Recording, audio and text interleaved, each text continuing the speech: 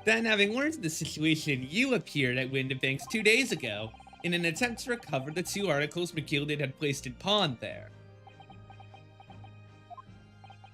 But that attempt failed.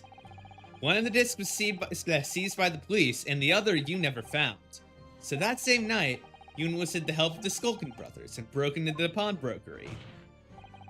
This time, determined to recover the second disc. Are you suggesting the second disc was inside the music box?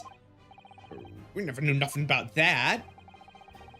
On the night Mr. Windibank was killed, the intruder to the pawnbrokery touched one item and one item alone, the music box. As rather ingeniously demonstrated using the 2 prints from the security camera, indeed. So the question that naturally begs answering is this: why was only that one article disturbed?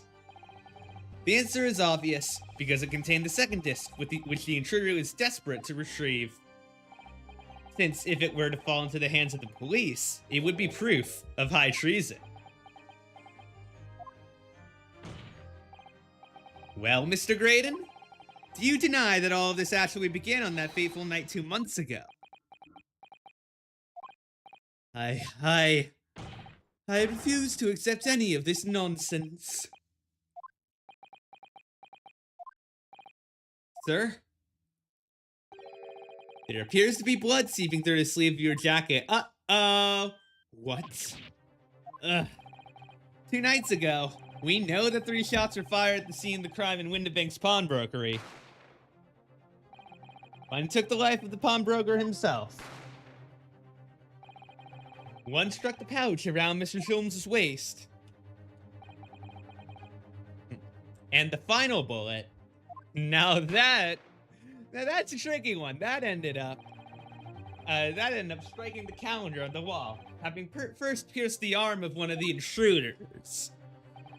Mr. Graydon, that wound on your arm that you seem to be trying to hide is a bullet wound, isn't it? Got you now, me old China. Time to call it quits and croak, I reckon. Just don't acknowledge my presence there under any circumstances whatsoever. Those were my terms, remember, and I paid you handsomely to comply. Clearly I was a fool to think you could trust some common back slum thieves. Yup. Yes, you were. Fine, I admit it. I was there in Windibanks. I paid this pair 10 guineas to accompany me, and as you've noticed, I sustained an injury in the course of my adventures. Rabble. But that is all. I admit to nothing more. Stealing government secrets, negotiating with Mr. mcguilty. As God is my witness, I'm sure I recall nothing of the sort. It's not gonna go down without a fight. Not until I can show hard evidence, I suppose. Nevertheless, the defense has now established a crucial fact, which is, well, we now know that 1 bullet was fired from each of the 2 firearms we have in evidence. The bullet fired from the Skulkin's gun hit the pouch around Mr. Sholmes' waist. And the bullet from Mr. Windibank's gun clearly must have been the one that caught Mr. Graydon on the arm. Indeed it must. We can rule out the possibility that the man shot himself. And that leads us to only one conclusion. Mr. Windibank was shot by a 3rd gun, which can only have been fired by the 3rd intruder. Goodness. That's right, Mr. Graydon. The only person who could have possibly shot Mr. Windibank that night is you. Hold it. He's pointing sideways still.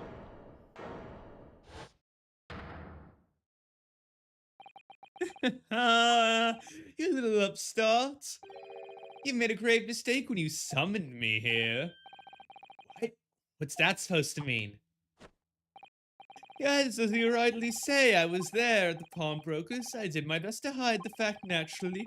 I had no intention of ruining the distinguished career I built for myself at the communications station. Did the thought never cross your mind? Did you never consider the possibility? What do you mean? What thought? What possibility? The possibility that if I was there at the scene, I may have witnessed the crucial moment. You see, this makes me a key witness in this case, and I have my hands firmly around the neck of your client. What? You suggesting? I saw it all. I saw the very moment that pickpocket girl pointed the gun and shot him. Oh boy, oh boy.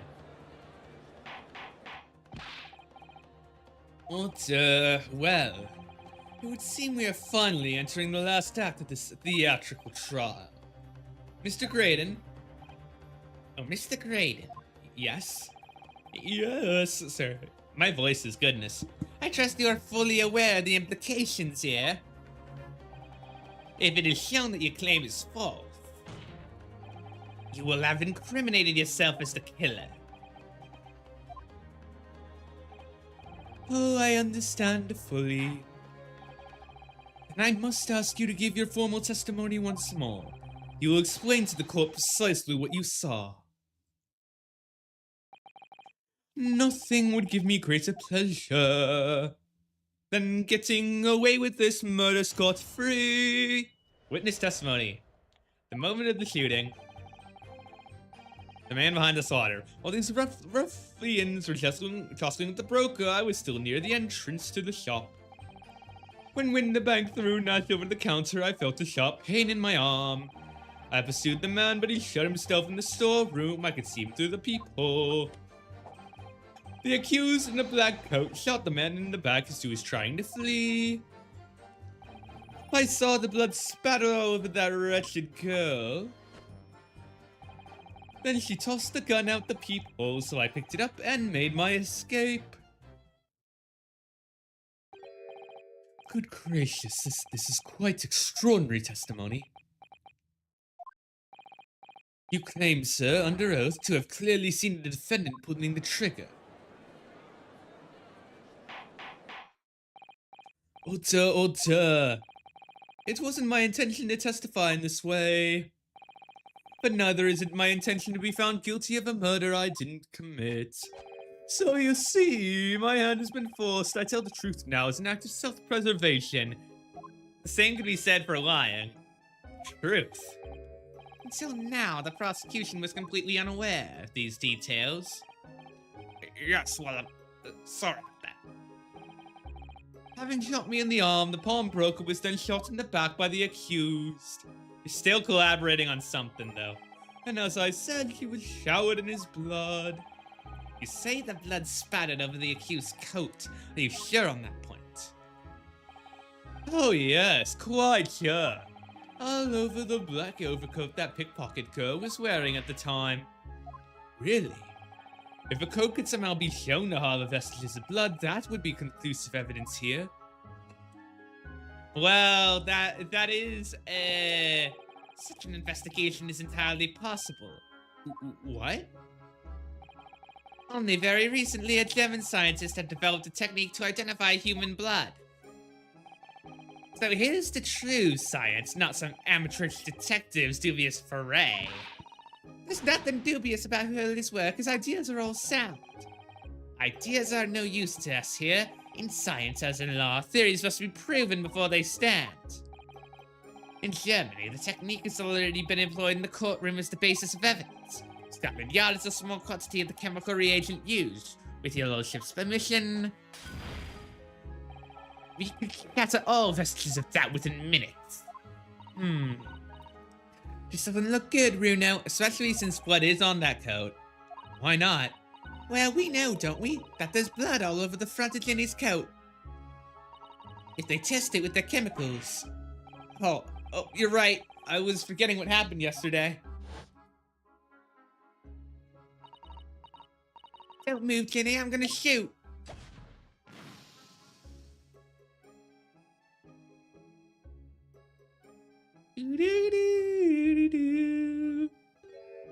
But it is purple.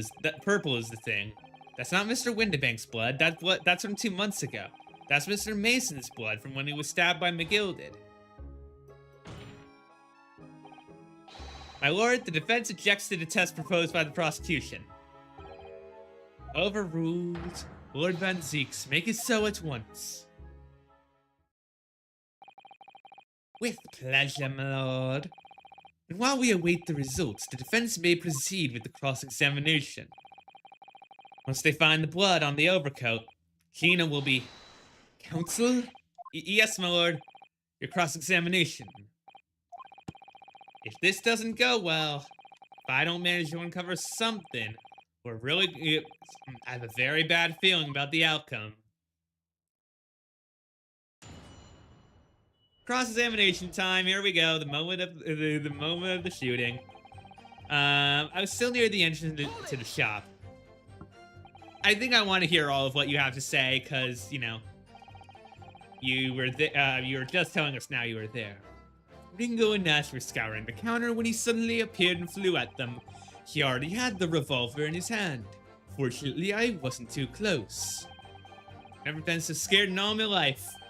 Yeah, we're just your regular mild-mannered burglars, that's all. We don't like violence.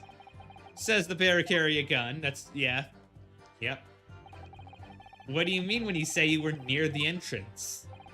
I was in the doorway, running my eyes over the shelves of forfeit items. Looking for the music box, of course. The broker went for Nash in the first place. Then Ringo joined in, making it 2 against 1, so I assumed they could handle it. But I was wrong. I was trying to help me little bruv, but the old geezer chucked me over the bloomin' counter. So I pulled me gun on the old fella, and that soon made him scarper. Whatever. Shame on you. Doo-doo-doo. Sharp pain in your arm. That's gotta be from the bullet. I don't think we're gonna learn anything here. But I didn't immediately realize what had happened, of course. They crashed to the floor from the counter as 3 men were brawling. It was exactly that moment that it happened, so I didn't hear the gunshot. Interesting that you say you didn't hear it, though. It would appear that it struck the wall behind you. When I looked at my arm, I saw it was bleeding badly. I couldn't explain what had happened to a doctor. I had no choice to wait for it to heal. I didn't imagine it would still be bleeding 2 days later. Did Mr. Winterbank intend to shoot you, do you think? Well, no, I don't imagine he even noticed I was there. Well now. I doubt that. He tried to shove me out the way, and then he scampered through that door out back. Oh, okay, at that point, what did you do? I pursued the man, but he shut himself in the storeroom. I could see him through the peephole. The accused in the black coat shot the man in the back. Hold it! When the crime was discovered, the defendant was found with a gun in her hand. But that was Mr. Winterbank's gun, from which only a single bullet had been fired. And as we've already established, Mr. Graydon, that bullet was fired at you. But no, it wasn't the broker's gun that the pickpocket girl had. Yes, the bullet from Winterbank's gun grazed my arm, and yes, the Skulkin's gun grounded a detective, but this was another gun entirely. A third gun. The broker's gun was not the murder weapon, so clearly there had to be a third firearm involved. In other words, the accused must have had her own gun with her. And there had to be more than just the 3 of you then. No other gun was found. Calm yourself, counsel. Sorry? You must consider the events in order. At first I saw the broker and the girl glaring at each other, but then all of a sudden, the broker turned to run, and it was at that moment that the little gutter rat shot him in the back. Chilling image, I must say. I saw the blood splatter all over that wretched girl. Then she tossed the gun out of the peephole, so I picked it up and made my escape. Can you show it to us? Hold it! Did I hear you correctly? She threw the gun out of the room, the one she shot you with. So the broker fell to the floor, she started walking over. Over where exactly? In the direction of the storeroom door, to where I was watching. Of course, I quickly retreated, and then the girl dropped the gun through the peephole on the floor on my side. But why on earth would she do such a thing? I couldn't tell you. Perhaps she was hoping to distance herself from the murder weapon. Without thinking, I went and picked it up. I suppose I was worried about just leaving it there in case any more tragedies took place. Show us the gun! So it was you, in fact, who took the third gun. Yes, it was yours truly. I left the clear up to my lackeys and left. Clear up? We made a bit of a mess around the counter, so Mr. Whistle and Flute here told us to tidy up. Thinks he's our bloomin' mum sometimes. Well, he's paying you enough, by God, jeez. Tell me, Mr. Graydon, when you left the pawnbrokery that night, was it by any chance with the second disc in your jacket pocket?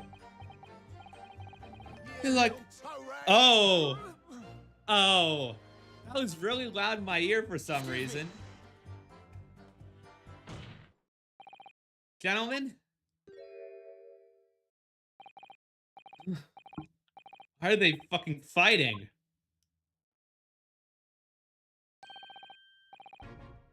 Something wrong, Sunshine. That should be my line. You do realize you were just violently shaking Mr. Skulkin. I mean, he's a bit of a noodlin, ain't he? What was going on just now? You saw him, he grabbed me whistle. Why the blazes, he said, didn't you mention the third gun when you got down the station? And why didn't you? Because we didn't know nothing about it, or that flaming people in the door. Sorry about that. I'd be prone to lose my rag sometimes. Not hurt, are you? We're blind, you see the way he's looking at me? I'm telling you, this D gives me the willies. That was strange. The instructor doesn't normally get quite as worked up as that. He wouldn't normally grab someone. No, that wasn't like Gregsy at all. He's normally all sweetness and light, no matter what I say to him. Well, I think he might be a special case, Iris. Yeah. Well, anyway, that was definitely out of character. What's your feeling, Runo? As much as I hate to admit it, I don't see any obvious holes at the moment. You have to find a way to break this, man. And quickly, too. Because once they discovered the blood on the overcoat... It's a bit strange that he's so sure of himself about seeing the blood splatter over the coat. Doesn't strike me as the sort of thing you'd claim if you hadn't genuinely seen it happen. Were you somehow like on the omnibus or something? What's going on? All I know is very unfair. Why should some German scientist test be acceptable as evidence when mine and hers wasn't? Detectives can use test tubes too. Never mind that, I have to find a really stark inconsistency here. Now I have to find it before the prosecution discovers the bloodstain.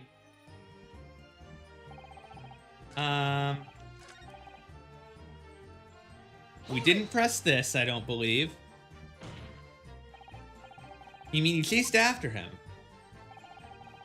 I don't recall the reason why, but I ran after him to the back of the shop. And what about this peephole you mentioned? Unsurprisingly, the storeroom does a solid job, made of stout wood. But there's a small opening in about head height that lets you see what's in there from the outside. Actually, I should know that, shouldn't I? I looked through it myself that night. Yep. Gino with a gun, Gino with a gun. And what about you burgling brothers? Did what you see went on through this peephole as well? Not likely, Gov. Didn't see nothing of the sort, Gov. I doubt these two buffoons were even aware of the peephole's existence. So the Skulkin brothers were there, but they didn't see the killing take place. Inside the storeroom, I could see the broker and that young girl standing there. The defendant. Yes, though neither of them noticed that I was looking. The girl raised a gun and pointed it straight at them. And then, what did you see next? Okay. We pressed that. All over her. Yes, through the peephole I saw it clearly. Of course, the stains are invisible now, with the coat being such a dark color. But I assure you, that garment is sullied with the victim's blood. Well, it is sullied with blood, that's for sure. But it's not Mr. Winterbank's blood, is it? No, that's right. It's Mr. Mason Milverton's blood from when McGilty stabbed him 2 months ago. It's so annoying. If only they'd accept Hurley's analysis, we could prove that. But they won't. So unfortunately, we can't use it as evidence. Bother. Oh. Guess I had to press everything. Interrupting the cross-examination. Explain yourself, officer. I have the results of the test, oh boy. Ah, the blood on the accused's overcoat. Thank you, officer. Very well. The cross-examination is hereby temporarily suspended. I presume you have no objection, counsel. No, my lord.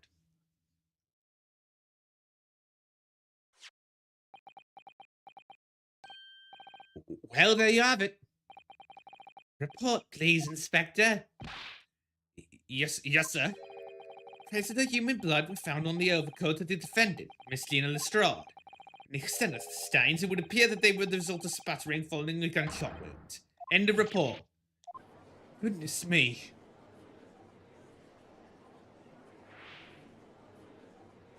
As light as the wind, that guy. What'd I tell you? No, the blood in that coat is not Mr. Winterbank's. What on earth makes you say that? The coat originally belonged to Magnus McGilty. Just before his coat was deposited at Winterbank's, McGilty had fatally stabbed Mr. Mason Milverton. So the blood in that overcoat is the blood of the brickmaker from the omnibus case. Well, the dead cannot speak. Isn't that right, my Frank Bonnie's friend? Sorry? 2 months ago, in this very courtroom, did you not argue fervently for McGilty's innocence?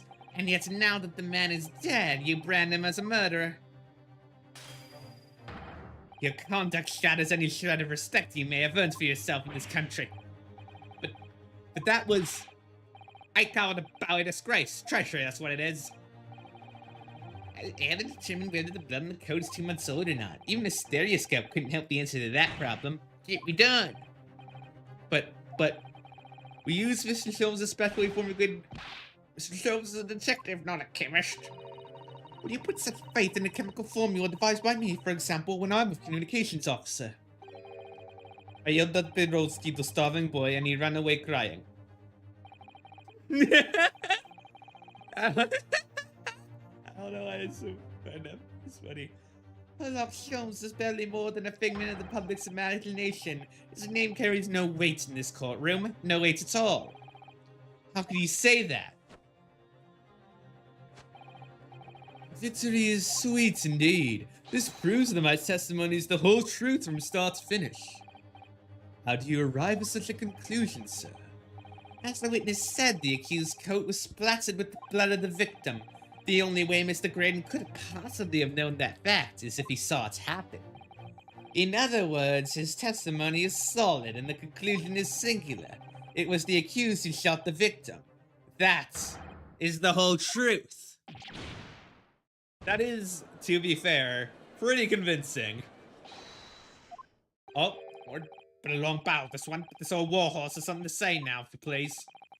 Mr. Foreman. Yep. Final decision.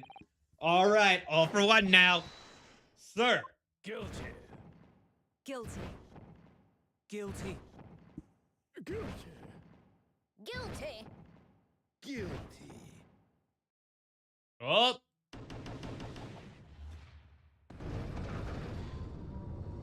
All right.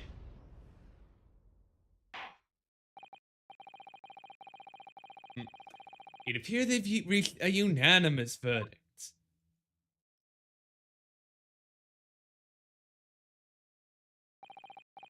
Offenses consistently failed to unpick the testimony. There's any attempts you may make at unpicking the jurors' decisions being equally successful? Oh boy. I don't believe it. After I've come so far. How's it all unraveling on me so fast? We still got a summation to do. How very distressing. It's distressing to be held in such low esteem. I'm guessing the Tyrus? Oh, wouldn't you agree, Mr. Naruhodo? Officer? You delivered the report now. That'll be all, thank you. It occurs to me with some regularity, Mr. Naruhodo. The scientific truths are determined not by science, but by none other than the human mind.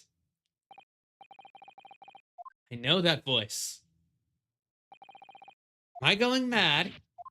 Oh, is it Suzuto under there? Oh, Sholmes, okay. How did you sneak in there? I can see why you objected now to the whole thing earlier with this method or whatever. What business do you have here, detective? The last I heard, you were recuperating in hospital. As well I would be, had I not set upon an errand. What errand? Hurley, it's really you. You're awake at last. Yes, good day, Iris. I appear to be rather late to rise. My apologies. Now, my lord, if you will humor me. In what manner, sir? I have something of great importance I wish to give to the young lawyer over there. I need no more than 5 minutes. Would you be so kind as to spare us the time? What say you to this, Lord Van Zeeks? This trial has taken many hours of the court's time, having spent so long already. Exactly, having spent so long already, we don't want to go wasting any more precious time. As I was saying, it would seem careless to deny the defense in mere 5 minutes. Right? Very well then, counsel, you have 5 minutes. Alright. My dear fellow, I apologize for my tardy arrival. Mr. Sholmes, are you alright now? Alright, I'm all wrong. Sorry? I've only just managed to summon the strength that stands, man. I asked the judge for 5 minutes. But I fear even that may prove too much for me. Pray forgive me, should I pass out? Let's make this as short as possible. Ellie, this place is full of idiots. None of them can see how wonderful your chemical blood analysis is. Ah, well, that concoction of mine was really just a bit of sport to assist me in my investigations. I never took the trouble to refine it for appraisal by the scientific community. An oversight on my part. Right. Modesty? Surely not. Good point. But enough of that. I'm here to give you this, my dear fellow. Oh, Suzuto branded something. A leaving present from Miss Suzuto. Or from Miss Suzuto. If possible, matters were to be settled without me giving you this. Those were her instructions when she asked me to do her this favor. I don't understand. Miss Suzuto foresaw today's events, I believe. She knew that the culprit would attempt to escape justice by means both devious and underhand, and that you, Mr. Naruhodo, fighting fairly as you are wont to do, would find yourself in considerable peril. At that very moment of crisis, you would be given this small parcel. Those were the dear lady's instructions. A leaving present from Suzuto-san. Whatever could it be? Also, why didn't you give us this earlier? Ooh, I think I know what this fits to. Oh, it's the machine I made. Ah.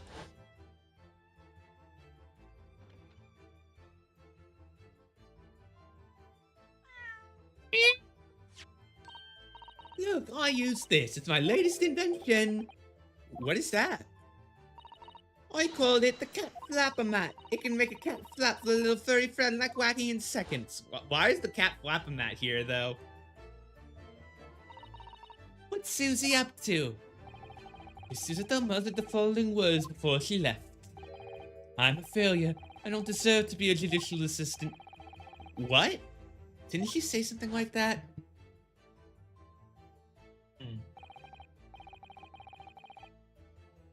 You really are the best in the world. Well, that's extremely flattering. But I'm sorry to say that I've been a complete failure. Whatever did she mean by that, Mr. Sholmes? At night, when you left Winterbanks in pursuit of the thieves, Miss Suzuto made use of this contraption for A certain purpose. That is your answer, dear fellow. Not at all cryptic. She used it that night, but why? Well, we better go check our records.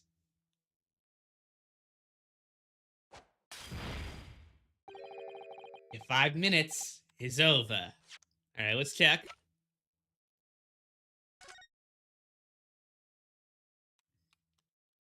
Hold on. Is there anything like inside here that I can look at? You can pull the trigger. Let's see. Oh. Well, yeah, I didn't know it had spikes on it. Oh, is it for making the cat flap? Then for a special alloy I developed just for this job. It rotates 10 times per second, so it can get through any kind of door in no time at all. And what are the 2 parts at the top there?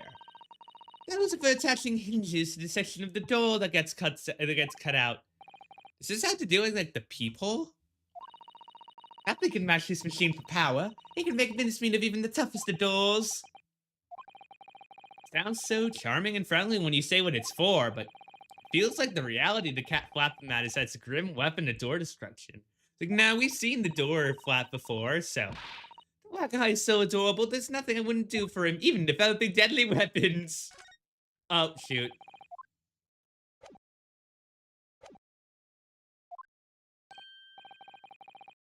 Alrighty, out of time. Okay, out of luck, out of time. I'm grateful to you for affording us that brief recess, Mr. Reaper. I need no thanks, Detective. After all, the die is cast. Is it really? The jurors are unanimous in their leanings, and no doubt my learned friend will consider a summation. But that any attempt to alter the verdict now would be utterly futile. I wonder, Mr. Naruhodo? Yes? The rest is down to you, dear fellow. What is your plan? The rest is down to me. I need to be careful here. If I make a wrong move, the trial will end badly. My lord, the defense requests...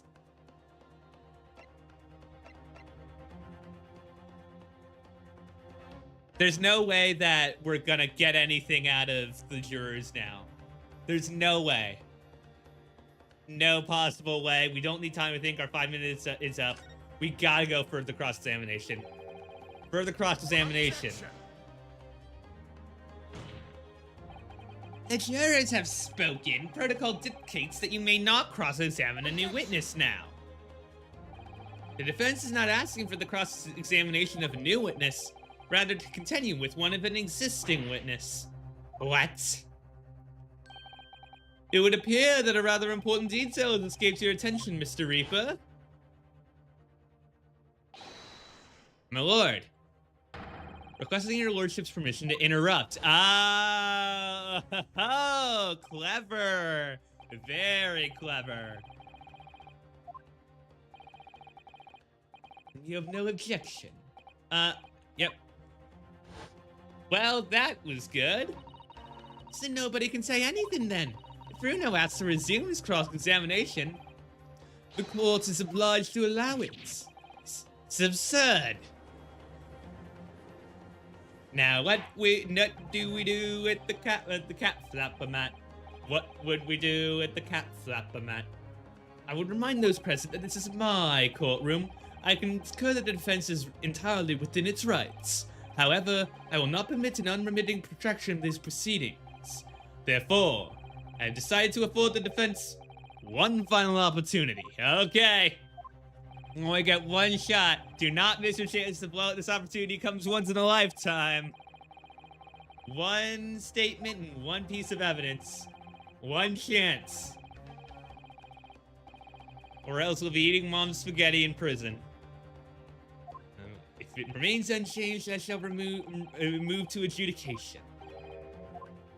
Okay.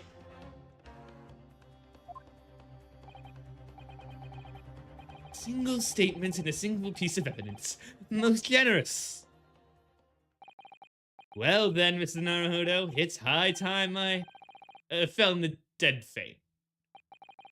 I leave this in your capable hands, Mr. Naruhodo!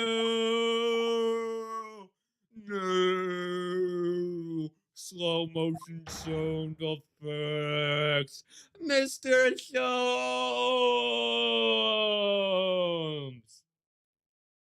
And now back to your regularly scheduled cross-examination. Woohoo!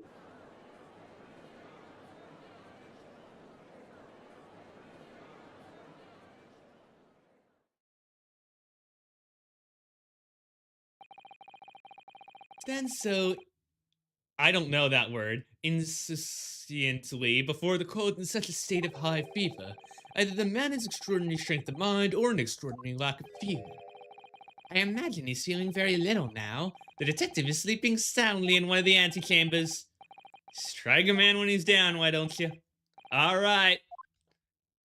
It's time for our opportunity.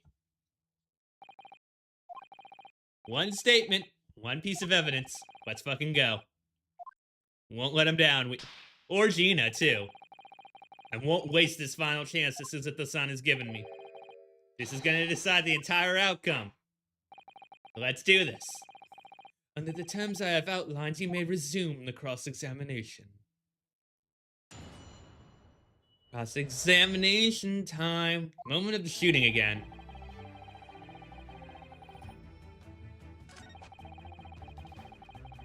Felt sharp pain.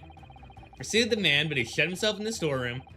I could see him through the people in the door, though. Well, first of all, let's save.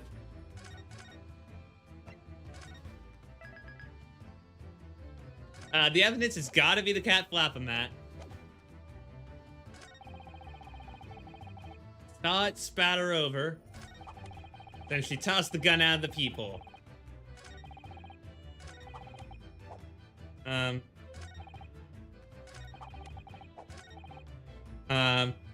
could see him through the peephole in the door.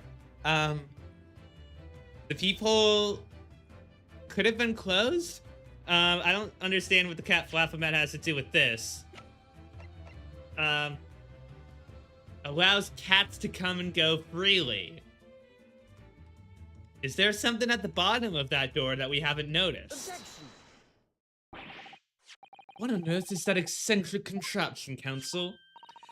Oh, it's my cat Flap-O-Mat, my lord. It makes a way for cats to get in and out of a room. It can cut through any door you can think of and make a new little door in the middle of it. That's right, my lord. It's a device for creating so-called cat flaps. Small doors for cats to come and go as they please without their owners having to open the main door. I'm sure we can all work that out for ourselves. Ah. But that cat lover's contrivance has no possible relevance to the case. Oh, really now? I am very confused. Of course it doesn't. To start with, there was no cat flap in the pawnbroker's door. Not being a keeper of cats myself, I'm afraid I see what this has to do with the matter at hand. Perhaps it would help if I describe its function another way, then. This contraption is able to create a peephole in any door you can imagine in practically no time at all. I beg your pardon. A peephole, you say? 2 nights ago, we arrived at the scene only minutes after the murder of Mr. Windibank had taken place. That's right. According to the paperwork at the yard, it was you, your Japanese assistant, and Sholmes.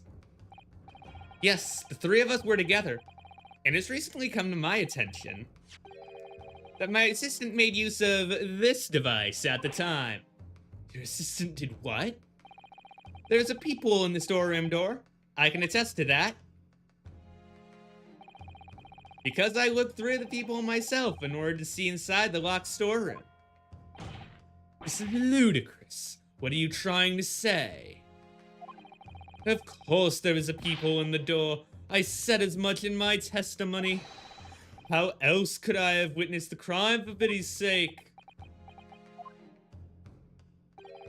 Yes. How could you? What? Counsel, kindly say what you mean. Alright, it's time. Time to strike the final blow. Let's go. What I mean is this, my lord. My assistant made the people in the storeroom door, and until such time, the door had no hole in it to look through. Huh. I don't remember that from previously, but... Objection! It's a farce. Are you really suggesting that the people in the door was... Hold on. I could be a stupid idiot, but... Let us... Well, this is a short time before the murder. 1 a.m. Ah-ha-ha! Oh, that's clever. I honestly didn't notice that. I did not notice. It was created only after the incident had taken place by an judicial assistant using this device. Your assistant tampered with the crime scene whilst being fully aware of the gravity of her actions. That's a most serious act of vandalism. For which I humbly apologize, my lord. It was in the few minutes that I left the scene in order to pursue the Skulkin brothers and alert the police. Nevertheless, in the light of this new information, it becomes apparent that Mr. Graydon's testimony is riddled with holes. Ah, but riddled with... Explain yourself, counsel. The majority of Mr. Graydon's testimony that appears to incriminate the defendant is based upon what he witnessed through the people in the storeroom door. Yes, that filthy girl shooting the man in the back. However, if at the time of the incident, that people did not yet exist in the door, now that would be a different story. There's no possible way you could have seen what you claim to have seen. Ugh. Ugh. In short, your entire testimony is a pack of lies. Ugh. Oh, and where am I? Did I put my, like, Ace Attorney ranking thing in the trash bin? I hope that I didn't do that. So... Objection! None whatsoever, as my learned friend must surely realize. I can always just find it in my DMs. This is just some cute trick designed to discredit me. I'm afraid not, sir. Plus, it is. Do you seriously expect people to believe that plate thing can cut through a solid wooden door? I've seen it. Oh yes, I designed it to be very powerful indeed, my friend. It's absurd. I don't believe it for a second. I had a feeling you'd say that. What? Waggy cooey, time for dinner. Oh god, you did not cut a hole in the Bailey. Oh goodness, Iris. You are going to, I'm not sure if they even have juvenile. Maybe regular prison. I hope not regular prison. Well? Young lady, this is the Old Bailey. One does not make cat flaps in the oak paneling at the Old Bailey. I'm not done yet, don't worry. This doesn't mean that the people in the storeroom door at Winterbanks was made by your machine. There's no way you can prove it was. No, but it's easy. What? The cat flaps my cat flapper mat crates are all of a fixed size, and the dimensions of the people at Winterbanks are an exact match. Hehe. Oh, Silky's lost for words. Excellent work, Iris. Thank you. Now it's my learned student's friend's turn to be lost for words, I feel. I believe your judicial assistant has already left the country for your Eastern Island home. Well, yes, that's true. Then you may have some difficulty in establishing all of the facts. For the sake of argument, let us assume the people as dimensions that are a perfect fit. In that case, when was the people cut? We have the photos. We have the photos. It's very simple, my lord. The defense argues that the peephole was created after the incident using this device. But now that the perpetrator has returned to her native land, she cannot testify. There's no proof. Ugh. And for as long as the defense remains unable to prove it, my learned friend's claim amounts to nothing more than a baseless accusation. We got the photos. Do do do do do do do do. Don't give up now, Runo. This is the time to create your own opening and force your way through. Excuse me. I am Ace, young lady. I don't know if I can do this, but I do know one thing. Susato-san is the greatest judicial assistant in the world. Hell yes, let's go.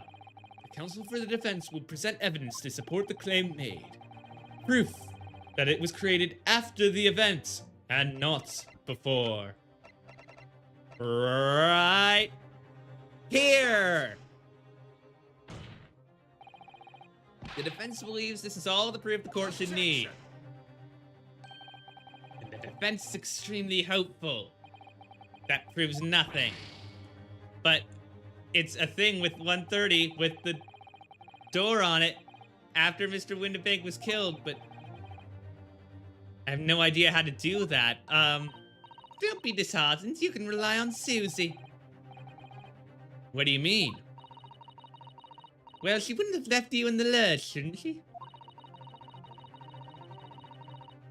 You can be sure she thought of a way to prove what you're being asked now. There must be some evidence in the court record somewhere that'll do the trick.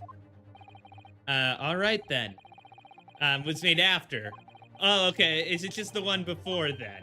That the people wasn't there before? Okay. Okay, so I did the wrong one. Oopsie daisy. There we go. Take that! What's a print from that detective's infernal cameras again? My judicial assistant, Miss Susato Mikotoba, is an extremely intelligent and capable woman, which is why I never had any cause to doubt that she would have considered this scenario and made sure I had the necessary proof. And the necessary proof is this photographic print, Counsel. This print shows a scene in the shop moments after the defendant entered the premises. Agreed. And it also shows the accused mercilessly wielded a gun in the direction of the broker. But more to the point, it pictures the storeroom door in the background. Let me see that print again. I don't believe it. This really is quite remarkable. The door to the storeroom is completely devoid of a peephole of any description. Mr. Graydon, you couldn't possibly have witnessed the crimes you claim to have done, because at the time it happened, there was no peephole in the door. In other words, your testimony is a catalog of lies. I don't appreciate the cat pun, but oh well. Oh! Do-do-do-do-do. Oh, duh. I'm satisfied that the defense has substantiated its claim beyond all reasonable doubt. This witness's testimony was entirely fallacious. And salacious. By being wrong, Lamau. That's not the only thing we now know beyond any reasonable doubt. My learned friend's assistant's guilt can no longer be denied. The woman tampered with the crime scene. But more importantly... Good lord, there's more, Mr. Pansix. The defense may have established a reprehensible instance of perjury, but that is no proof that this man is the victim's killer. Yes, that's right. What? I was there at the scene, it's true. And I was shot in the arm, it's true. But that's all. Yes, in fact, if you looked at the circumstances, I am the victim here. No, you absolutely are fucking not. Screw yourself. As it stands now, I don't have any definitive proof that he's the culprit. Still, he can't worm his way out of it now. Iris? You know what they say. You know what they say. There's no point locking the cat's door after the cat is bolted. Isn't that right, Runo? As Hurley always says, one lie begets another, which begets another. Wait, that might have been a line I wrote for him in one of my stories. I'm such a genius.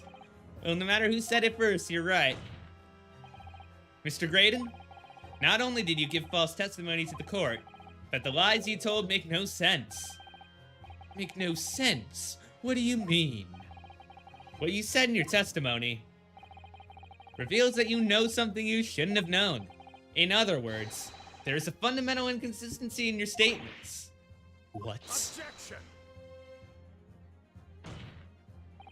This is provocative talk, counsel. Won't you enlighten the court? Explain the inconsistency. Iris was right. One lie begets another. The inconsistency is revealed by the lies in the witnesses' statements. They show that Mr. Graydon had knowledge of something he shouldn't have known anything about, namely, third gun, the peephole, the bloodstains on the coats. Either of these two work. I would say the bloodstains on, hold on, the bloodstains on the coat. If you are saying, well, we're saying that it's made 2 months ago. We have proof that the peephole was made earlier than that, so I would like to say this, but I am going. Well, he also theoretically could have created himself. This is theoretically. You know, I think I'm gonna go.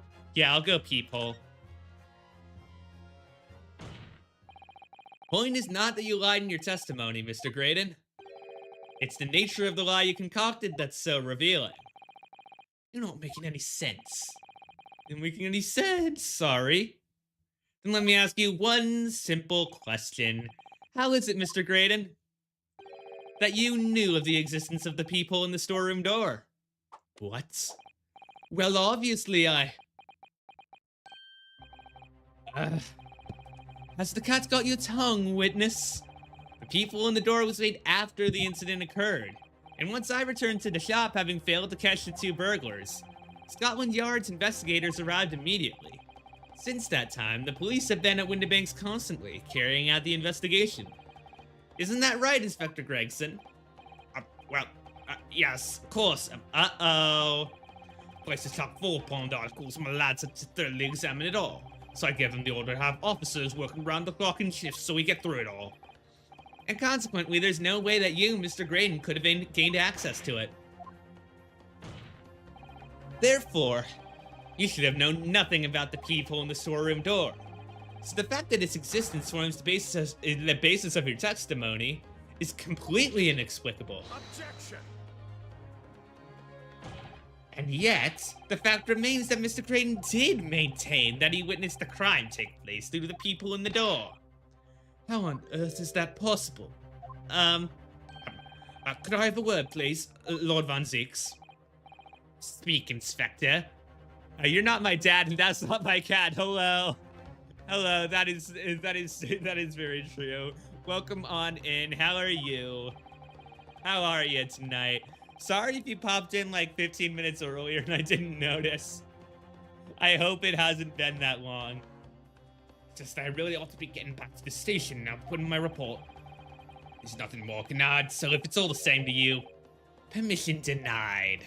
Yeah, you're trying to weasel out of it. It's not all the same to me, Inspector. Not at all. You will remain exactly where you are until this trial concludes. Of course, sir. Actually, thinking about it, yeah, that probably was a few minutes ago. I'm so sorry. Mr. Graydon. Mr. Graydon, that's us. We're not Mr. Graydon, we're Rinosuke. We should be doing the Rinosuke voice. You shouldn't have known about the existence of that peephole. Which can only mean that you must have been informed about it by somebody else. Ugh. Objection! Well, we saw one thing that they were talking about. Stop there, my learned friend. You realize, I trust, that the words you just uttered have extremely serious implications. Yes, I do. But the defense believes that the details about the case that Mr. Graydon claims to have seen must have been revealed to him by a certain person before his testimony. And in fact, maybe during it. Considering a particular clue we have, there's really only one person that could be. Who is the person in question, counsel? Who gave the witness details? It's Potato Head here. Take that! The truth is, it can only have been you, Inspector Gregson. Me? Objection! Mr. Gregg. You better have some proof, my learned friend. Consider the fact that we have only been aware of Mr. Ashley Graydon's identity for the last few hours. We only learned of it during the course of the trial today. Indeed, preparations for his testimony were made with great urgency, while the police had executed the subpoena and brought the man here from the communications station. And until that time, Mr. Graydon would have had no idea. No inkling that he would suddenly be required to appear in court. Are you suggesting that until such time as he was summoned? Yes, my lord. Until then, it's reasonable to assume he knew nothing of the people. It was only once Mr. Graydon was in the stand that he realized his position, that he would have to defend himself against the accusation that he was the third intruder. You're suggesting to the court that it was while this trial was in progress that he received it, so that he could commit perjury. By an inspector, well, we saw it happen, everybody saw it happen. The only person with knowledge of the investigation, what is you, Inspector Gregg? This is a blooming outrage. Why would I be giving away details of our investigations to this fella? I was summoned to his lordship's changes during the recess, have you forgotten? Quite true. I had a number of questions regarding the events that transpired. Which means... the first time these two laid eyes on one another was after the proceedings resumed the following recess. Since then, they've been in full view in the stand, where such illicit discussions couldn't possibly have occurred. Oh, I just remembered something right now. What is it, Iris? There was one time before, wasn't there? I think it was when Shinny was testifying. Yep. Now that you mention it, when the bailiff was dispatched to retrieve Mr. McGilty's music box, that's it. It was during that testimony. I remember finding it strange at the time. Mr. Graydon and the inspector seemed to be having some kind of secret discussion. Goodness, flashbang. It would have been possible for you to give Mr. Graydon the information he needed then. You little toe ragging making all this up. I'm a respectable Scotland Yard inspector, for crying out loud. Why would I do something like that? Why would I be giving away confidential details to the like of this bloke? Admittedly, you wouldn't have had any reason to do something like that for no gain. Are you also in on it, but perhaps it was part of a deal of some kind? Then it starts to make more sense. Yeah, either you're already in on it, or it's like, or you got this guy to cooperate with the authorities. Ideal, counselor. I wonder if perhaps in exchange for details about the people of the crime scene, Mr. Graydon agreed to give a certain something to the inspector. I'm sure I need not remind the inspector that, if found to be true, striking a deal of any kind with a witness would be considered a gross case of malfeasance. Why? Objection! It's becoming clear that jumping in with accusations is the student's specialty. I don't do that. But with the stakes so high, the prosecution is not prepared to listen to baseless charges. It is incumbent on the defense now to present evidence in support of this diabolical claim. Evidence? Just what are you proposing that the inspector demanded? The court must see proof.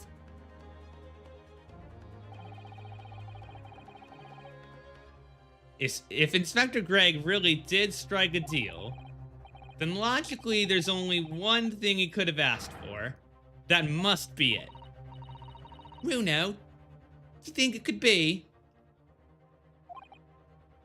Yes. It's the missing link that would join all the dots together.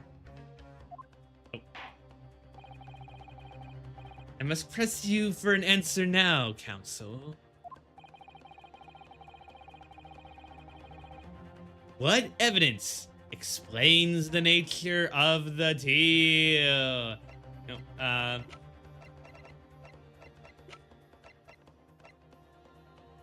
music box, music box. Take that! Inspector Greg. Besides this murder, is it not true that you've been working on another very important case? What you getting at now, Sunshine? Is it possible that this other top secret case is what's alluded to in this newspaper article here? The classified secrets being leaked overseas from the Ministry of Justice. How the bleeding Nora could you... We discovered during the course of this trial the music box deposited at Windibanks by Mr. Magnus McGilded. A special music box designed to play two discs at once. It would seem very likely now that encoded on the pair of discs that were in Mr. McGilded's possession are the leaked classified secrets. So I put it to you, Inspector, that in order to recover the second of these discs containing the secrets, you covertly made a deal with Mr. Graydon, in which you exchanged the disc for details of the case. You little... Ugh. Do do do do do do do do do. On the day of the incident, when we met you at Windibanks, you said this.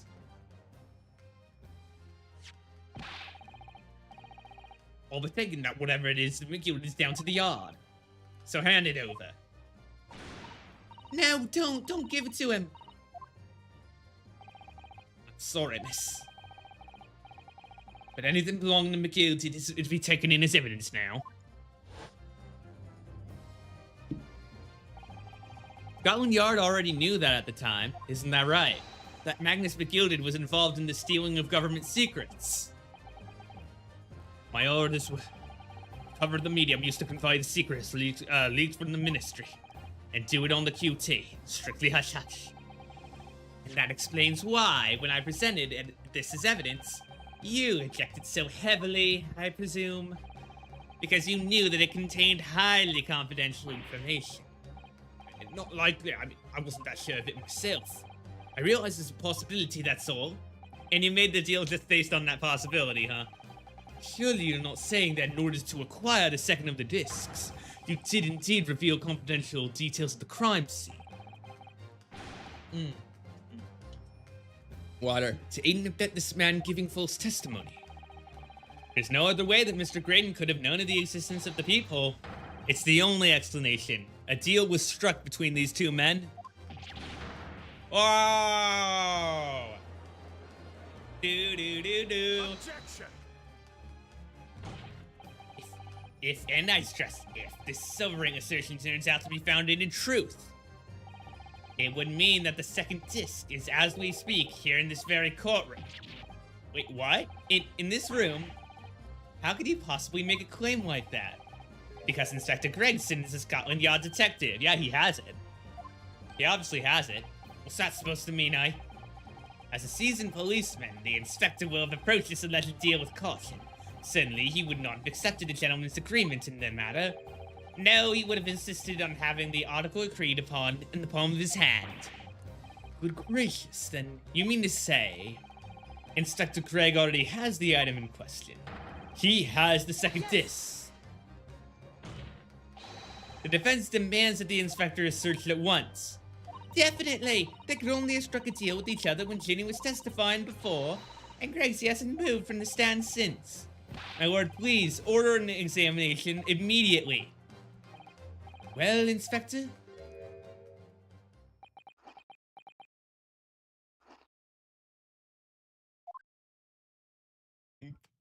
Put that away in your pocket. Some lad wants to tone down his imagination. He's insulted me in my profession quite enough. However, if I don't put this man to bed and dispel any doubts about my involvement, then I'll happily submit to a body search. What? He's gonna agree to it? I presume you're aware of the precipice on which you now teeter, my learned student friend. You made a most serious allegation against Scotland Yard here. If following the search of the personal effects notice disc was found, you will be deemed unfit for court service. This trial will end, and my country's government will formally demand of yours that you're severely reprimanded. That sounds serious. Indeed. To have a visiting student make such defamatory remarks about our country's most senior police force is not something Her Majesty's government will be able to overlook. You're just threatening Runo because you're scared. The accusation is beyond serious. You must be prepared for grave consequences. It's true. I can't imagine Greg would have accepted a gentleman's agreement for something so critical. Wait a second.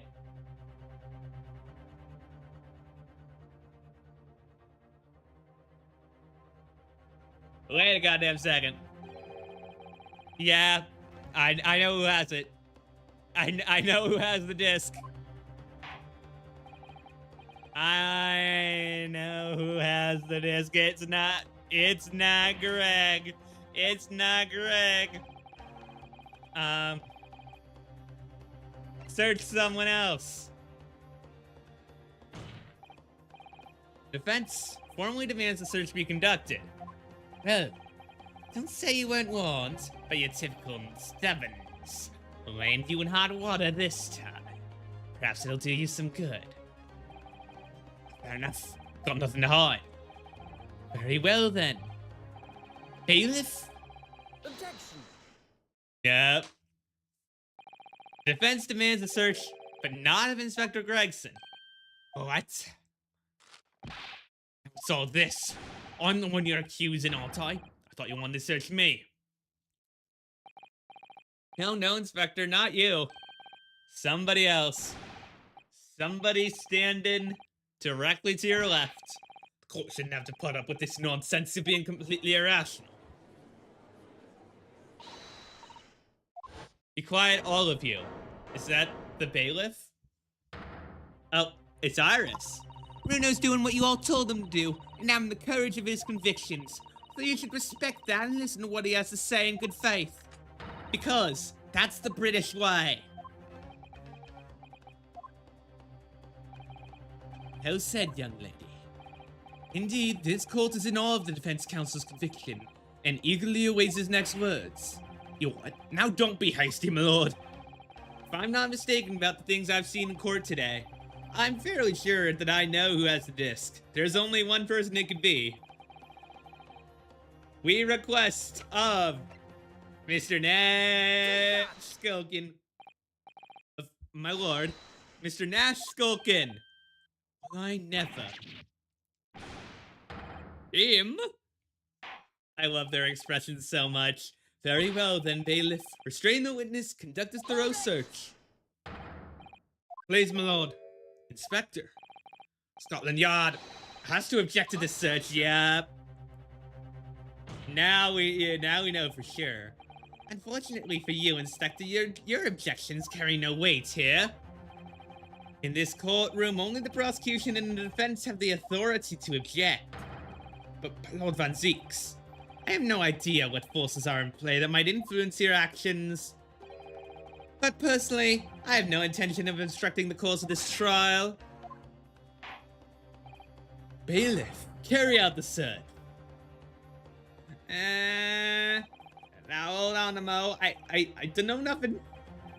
Nothing about no disc. Cut it out. Ah! Here, my lord, in the witness's pocket, I found this. Oh, that's another music box disc. I don't know nothing about it, nothing. Here we go. Let's play the thing. That's the second music box disc left behind. Is it not, Inspector Greg? Ugh. Ah! Do do do do do do do do do do do do do do do. What, Mr. Skulkin, what do you have to say? Gordon Bennett, I mean just Gordon Flyman Bennett. Swear I didn't know nothing about that disc, honest to God. Will you please explain what's going on here? The alleged deal that was struck between this witness and this detective, no? Without question, my lord. Then for pity's sake, why on earth is this man in possession of the disc? Inspector Gregson is a shrewd, calculating man who rarely loses his composure. But at one particular point in the trial, he exhibited some unusual behavior for a brief moment. I don't recall. It was, yes, during my cross-examination of Mr. Graydon. The one where he shook him so violently his head was about to explode. The second disc in your jacket pocket. I admit to nothing of the sort. Yep. Yeah, he slipped it in the suit pocket. Yeah, I didn't know. Thought me noggin's gonna fall clean off. There's wishing he's been born as me brother I was. And what exactly happened to make the detective attack you like that? I ain't got a clue. He just suddenly turned and grabbed me whistle like that and started shaking me. Why the blazes didn't you mention the third gun? That's what he said. Yelled it right down my ear, all he did. My head's still throbbing now. The way the detective behaved then was extremely out of character. But looking back now, it must have been then that he did it. That was the opportunity Inspector Greg created for himself in order to hide the disc. But bless my wig, he hid it. But I'm afraid I failed to comprehend the motive here. If the detective had acquired the disc he was after, why on earth would he then proceed to hide it in another man's pocket? It's a court of law. He could have submitted the item as evidence. It would appear, my lord, that the inspector was not at liberty to do that. Why ever not? As the man himself revealed earlier, his current assignment has some special conditions. Yep. My orders were recover the medium, to use to convey the secrets, and do it on the QT. Strictly hush-hush. Hush-hush, a top-secret assignment, is it? As far as we're aware, the information stolen comes from confidential government communications. It would seem that if information were to be revealed and called as evidence, it would be problematic. Does that sum up the situation, Inspector? I'm operating under direct orders from the Ministry. I'm afraid I'm not at liberty to answer that question. So, realizing there is a chance that you may be searched, you took steps to hide the disc you had acquired from the witness. Does this mean he only pretended to attack Mr. Skulkin in order to get close enough to him to slip the second disc into his pocket? So it was all pretense. Well now, Inspector Gregson, and you, Mr. Graydon, are you prepared to admit the accusation made against you?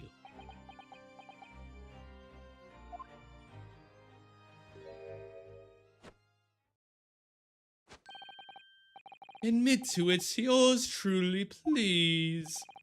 Mr. Graydon, clearly our Eastern visitor has an uncommonly active imagination. However, there's no proof I passed the disc to the inspector. But then, how do you explain the reason why you knew about the peephole? I'm under no obligation to explain. What? Yes, I lied in my testimony. That I admit. So sentence me accordingly. But that is all I admit. Murder, leaking government secrets, striking a deal with a detective. All of it is this young Eastern man's fancy. I have no idea what any of that is about. You what? Uh-oh. This trial better end soon. Well, what about you then, Inspector Gregson? Do you admit to making a deal in order to acquire the disc? Ladies and gents of the jury, it's a Scotland Yard Inspector. I'll declare this and nothing more. I am acting in the best interest of the country. Whatever I've done, it's been in the name of justice. So as members of the public of this fine country, I'd like to think that justice will be a guiding light when you're making your decisions. This is quite a quandary indeed. Rarely have I encountered such extraordinary tumultuousness in the concluding of a trial. Nevertheless, in an absence of any further evidence to be presented, I believe it is time that we put the matter to the jury for their final leadings. Well, now, as a fellow servant of Queen and country, I must say I sympathize with the old inspector. He's a dependable man, I'm quite sure. In service, one becomes a good judge of character. Well, I hope so. Even crossing your eyes doesn't help when it comes to looking at this case. It's all blurred to me. Well, as a fellow professional, I'd like to put my faith in the detective, really. Grain's highly skilled operator stock, currently in presence of idle stock. We know that. Very much westernized. More than this, I cannot say. I don't believe it. The 6 jurors they're gonna believe Greg. If they declare it now, is Kitty gonna be found guilty?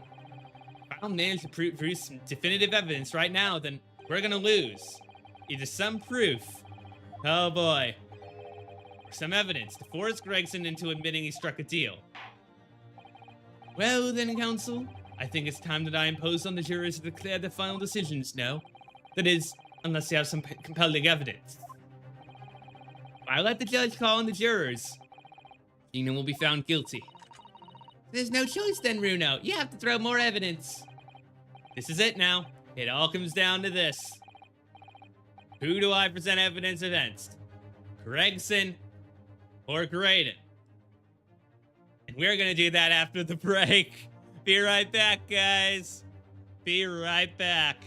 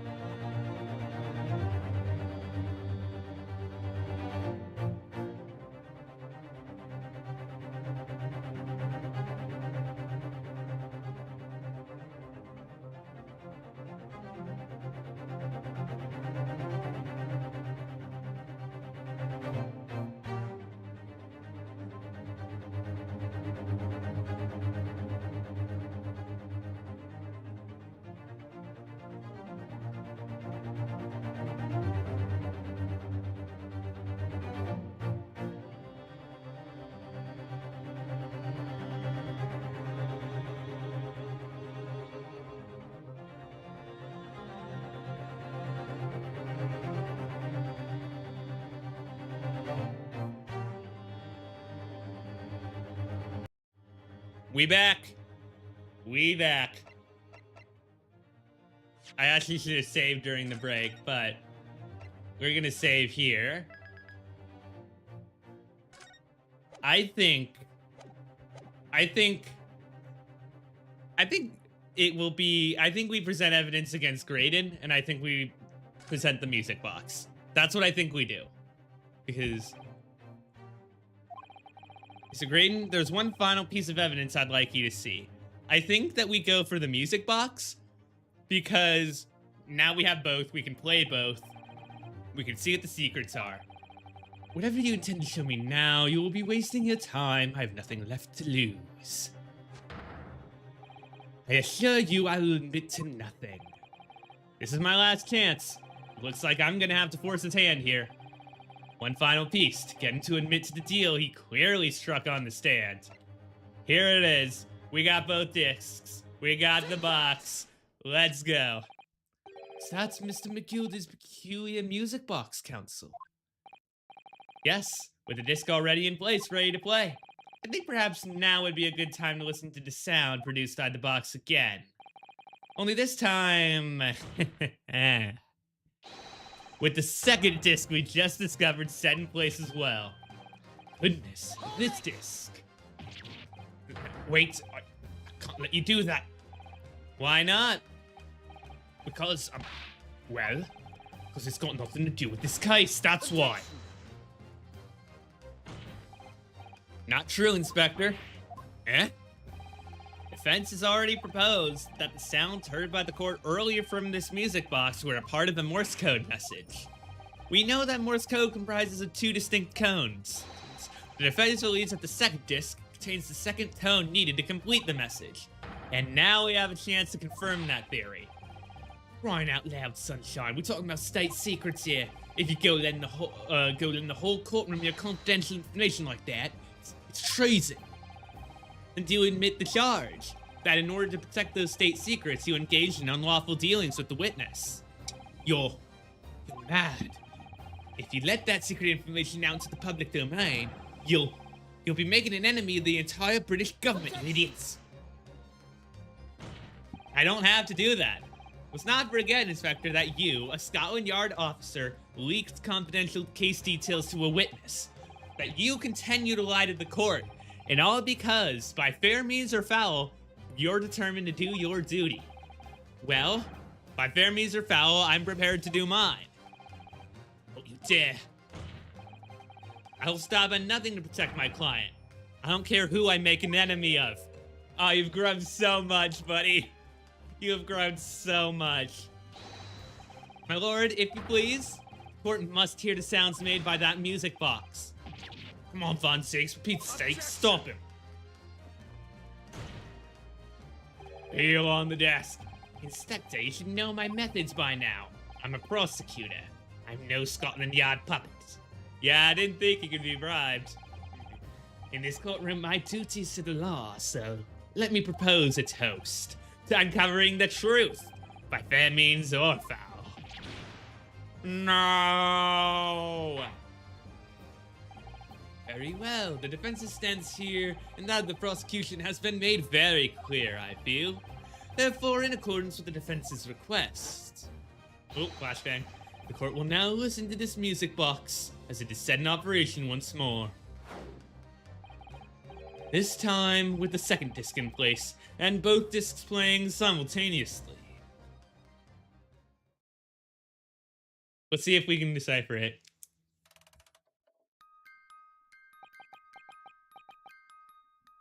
Yeah, it's going too fast for me. Listen to that. It's unmistakable now. It's Morse code. Alright, I admit it. Whatever you want. For the love of God, shut that bloomin' box up. There we go. Case closed. And with that, a giant...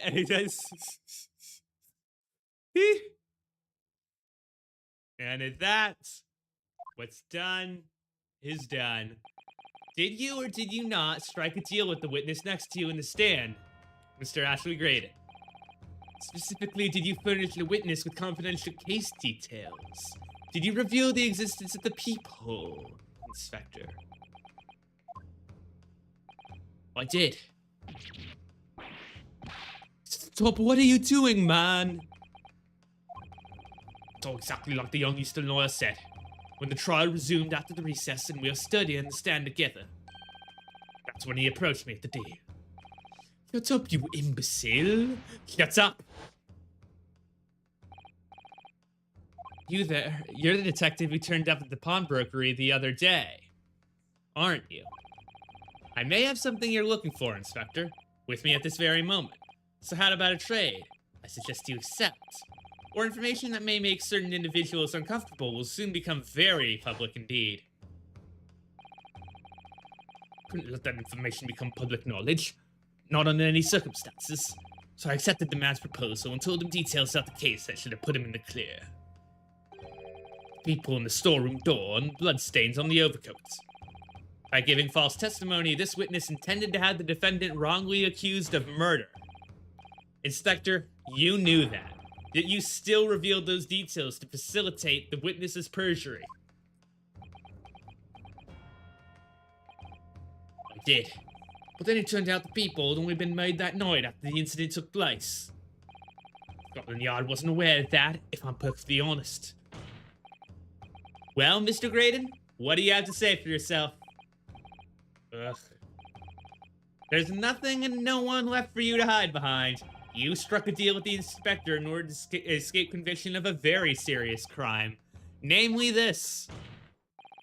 You are the third intruder who broke into the pawnbrokery on the night in question. And you perpetrated the murder of the proprietor, Mr. Pop Windabank. Let's see his transformation. Oh boy, traitor. Traitor. Oh goodness. Oh goodness. Yeah, we're glad that at least the cane is made of wood and is already snapping. Bailiff, restrain that man at once.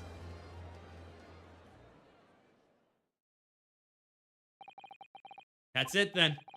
It's all over.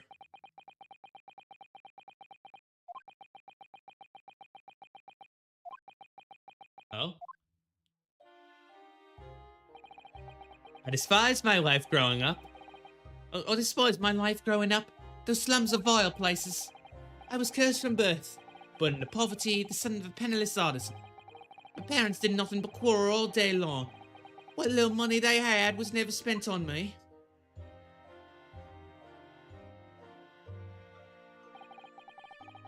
So I said to... Oh, it's him. Oh, it's not Kina. So I better set about studying to better myself, to one day escape from that hellhole. And you eventually became a communications officer. I admire your determination. But then you decided to try to sell government secrets? Why? Maybe you wouldn't have gotten the job if you didn't. Isn't it obvious? Because I wanted money. Even now, years later, the nightmares of my life in the slums wake me in the small hours. I wanted to drown them out. With more money than anyone who lived in that squalor could ever imagine. Ugh. It's rough. Then one day I met him. Mr. Magnus McGuilty. You're a fiend with a queer talent, so you are. I've money to throw your way if you're interested, yeah. All you need to do is go along with me little plan now.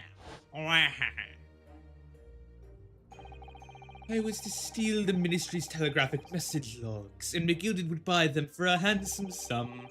As I was responsible for inspections in the ministry's communications office, it was a simple enough task. I learned the devil's offerings, how easy it is to succumb. But you must surely have realized the seriousness of the crime.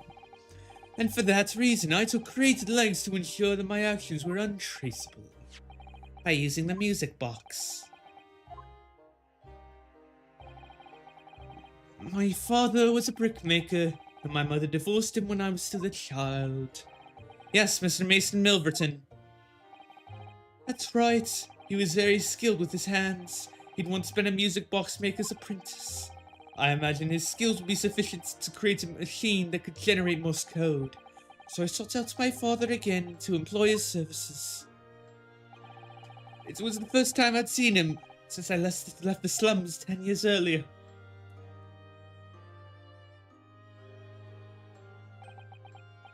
Look at you, Ashley. What a fine gent you've become, eh? He was a different man to the one in my memory. A thin, frail old man. But poverty had never broken him. Never corrupted him like it had me. I was sure that he wouldn't help me if I told him the real reason. So I made up a story. I've got some work for you, Father. I need some music box discs made. Music box discs, eh? A musician friend of mine has written some music he wants to sell to the public. I brought the score with me. There are two, actually. I'd be delighted, son. It's been 20 years since I did any work like this, though. Fetch my tools, would you? They're in the loft. That's how I had to make the two discs. That by splitting the information in two, it would take considerable precautions indeed. It was to protect myself as much as anything. It meant that I could deal with mcguilty in two separate transactions. The first involved the first of the two discs and the music box playing for them. I exchanged them with mcguilty for 10 guineas. Then on receipt of the second, he would pay 1,000. Oh boy. What happened on the omnibus 2 months ago? Was the second part of the deal? They exchanged the second disc? Yes, I sold the man information that way a number of times already. But it seems he became reluctant to part with his money. Yeah, he kind of scammed you out of that. For why was it on the omnibus 2 months ago? Your father was the one dealing with mcguilty and not yourself. When I received 1,000 guineas, I decided to give 200 to my father for his troubles. But my father realized something was amiss. In time, he worked out that I must be involved in something dubious. And when he did, he said to me, next time there's an exchange, you'll let your old man do it, understand? Otherwise, I won't take your money anymore. Got it. That was my father's way of dealing with it, I suppose. Climb into the omnibus, hand over the second disc, and take the money from mcguilty. He had no idea what was actually on the discs I'd asked him to make. He never knew. Just like I'll never know why everything went so horribly wrong that night. All I know is that the disc was taken from him, and he never returned home.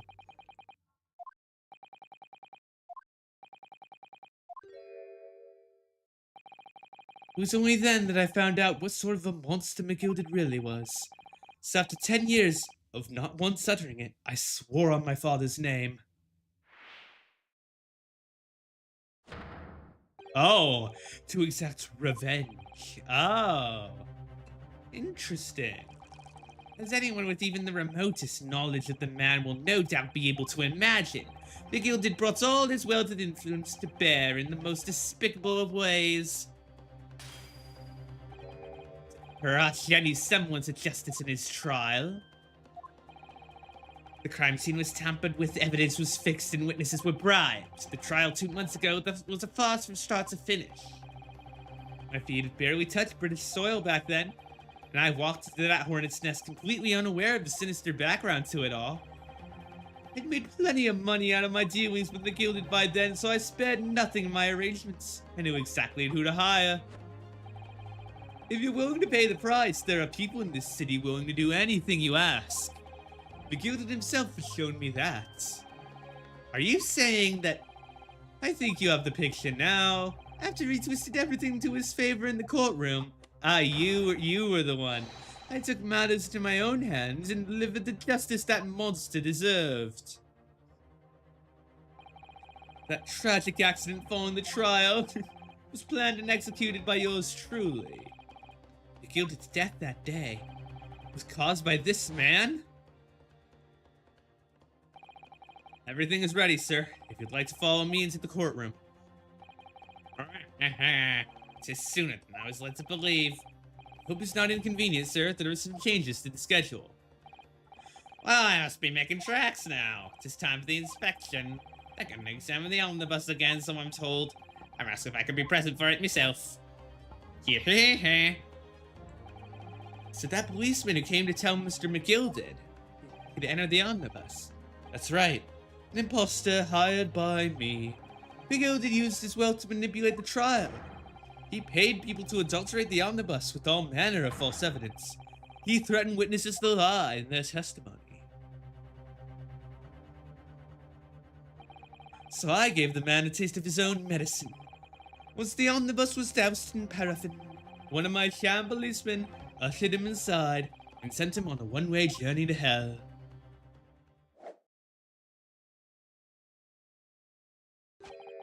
An eye for an eye. That's how I avenged my father's death.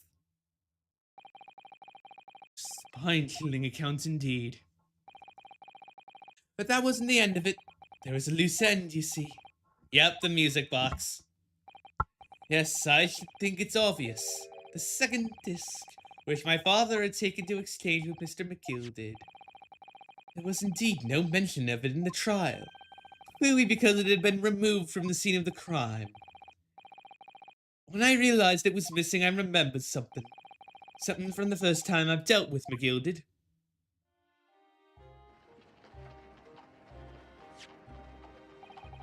This is the first of the 2 discs in the music box you need to play them. Well, look at that now. What an ingenious little invention. So then, as promised, 10 guineas for you, young man. What's this? Winterbeck's pawnbrokery. Aye, 'tis a pawnbroker's ticket, so it is. You can use it to redeem an article I've disposed there for you. There's no need to give a name. Just hand over the tickets and tell the fiend the watchword. Put a jewel in pawn for you. It'll fetch a good 10 guineas if you sell it, so it will. I've never heard of a pawnbrokery being used in quite that way before. Have you not, Mr. Graydon? London's pawnbrokeries are very useful places, you know. Each one's like an extremely secure vault. Blah, blah, blah, blah, blah. We've heard the rest of that story. Of how it's like a vault and all that. So I knew that if he'd taken steps to hide the disc, it would be in that pawnbrokery somewhere. And on the night he killed my father, he must have entrusted the ticket to someone else. Yes, to Gina. I remember now that when we first met at Winterbanks that afternoon 2 days ago, you had a description of Miss Lestrade written down. How did you know who you were looking for? From the trial, that pickpocket's testimony was clearly peculiar. Anyone could see that. I realized immediately that she was another of McGilded's pawns, that he must have threatened her somehow. I was fairly convinced it would be her who had the ticket, so I started to make some inquiries. I had a strong suspicion the girl would come out of the woodwork on the redemption deadline, and he was absolutely right. And yes, sure enough, she did. All I needed to do was wait until the girl went to Winterbanks to redeem the articles. But unfortunately, she redeemed only McGilded's overcoat and the 1 disc in the pocket. That all-important music box with the 2nd disc inside was missing, since it had already been forfeited 2 days earlier. But I was unaware of that fact, and had not been, I could have avoided my nighttime excursion. Meanwhile, as our investigation into this stolen government secrets was progressing, we'd picked up on the fact that McGilded was involved. I'm coming close to 9:30. I kind of need to end it with tomorrow. Like, I'm hoping just to get through this quickly. I want to recover the stolen information as quickly as possible. So we started gathering the fellow's possessions and examining whatever we can lay our hands on. We had a full-scale investigation going at the yard. We had to keep it as quiet as can be. Then, when the inspector here took the disc from me that day, I became very nervous. I was sure the box and 2nd disc was still there somewhere, so I knew it was a race against time. I had to find those articles before the police did. So that's what prompted you to break in on the same night, with the help of your old friends, the Skulkin brothers. What happened that night in the pawnbrokery, I can only describe as a nightmare. While Nash and Ringo was searching the counter, I'd located the music box I'd sold to McGilded on the shelves for forfeited articles. And the 2nd disc was inside. Yes, I slipped it in my pocket with a very deep sigh of relief. But then something entirely unexpected happened. What are you doing in my shop? Oh, that's Winterbank, not Gina, but he saw Gina there. A gunshot rang out, and I felt the shot pain in my left arm. Broker fired his gun, and the bullet pierced his limb. Yeah, that. But unfortunately, I decided to bring my own gun with me that night, just in case. And there you have it. Before I knew what was happening, I'd fired back. The man had already turned to flee. I hadn't intended to fire in his direction, much less kill him. But unfortunately for both of us, the bullet hit home. It struck him in the middle of his back as he fled through the storeroom door for refuge. A sorry, sorry tale. It all took place in the blink of an eye. I don't imagine Nash and Ringo even realized what had happened at first. I was terrified, so I fled.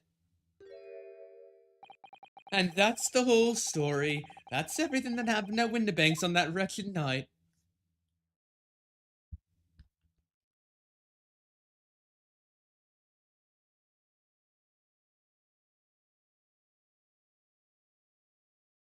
Well now, well now.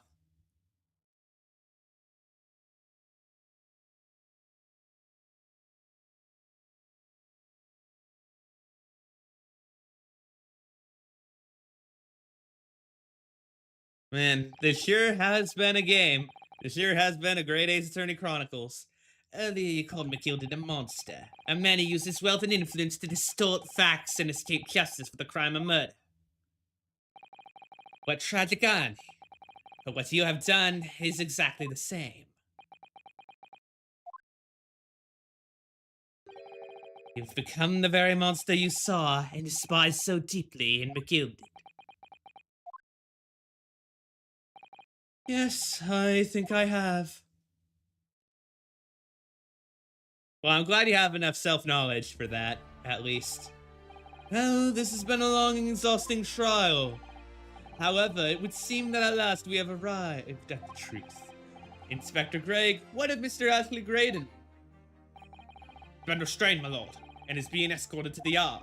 He'll be charged with the murder of Mr. Winterbank and the stealing of government secrets. Very good.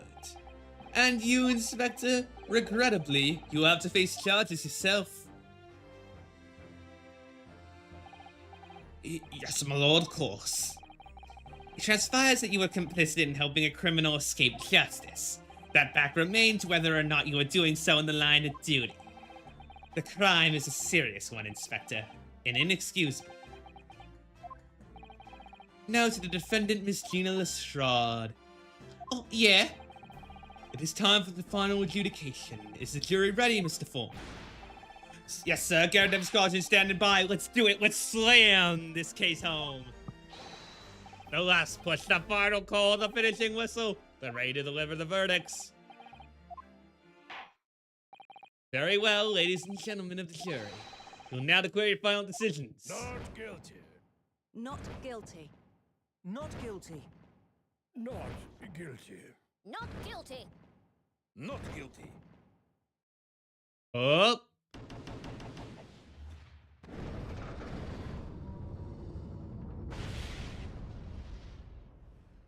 A resounding success. That's the stuff. I'm off the hook. Finally, Runo, you finally managed to do it. Finally is the word. I really wasn't sure if we'd come out on top for a while there. Susie was right. You're the best lawyer in the world. Mr. Strahd, I am not finished with you yet. Eh? What are you looking at me like that for perjury? Before you start enjoying your freedom, there are certain other crimes to consider. 2 months ago, in my courtroom, no less, you gave false testimony, did you not? And in relation to the trial today, not only did you unlawfully enter Winterbank's pawnbrokery, you also attempted to abscond from Mr. mcguilty's property, it seems. I never done nothing of the sort.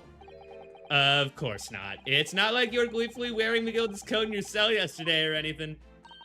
Aw, and just when I was getting excited about throwing the party for Ginny. And turning our attention to the defense. Determining that when played together, the music box disc contained a message in Morse code was certainly a most unexpected revelation, counsel.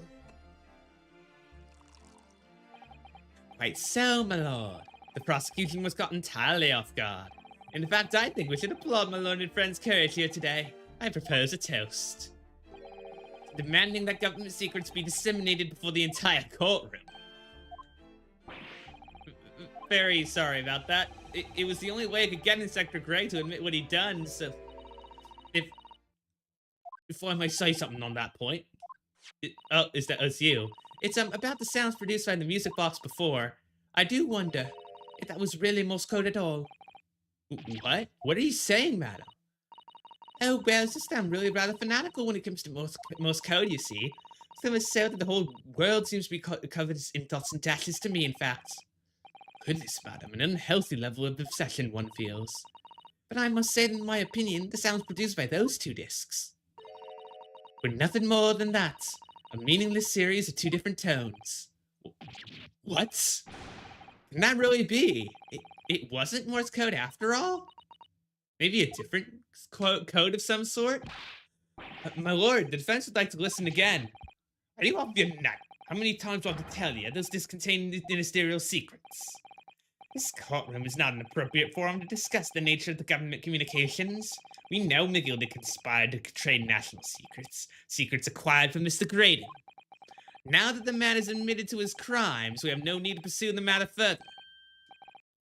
But it's really gonna bother me. That it will.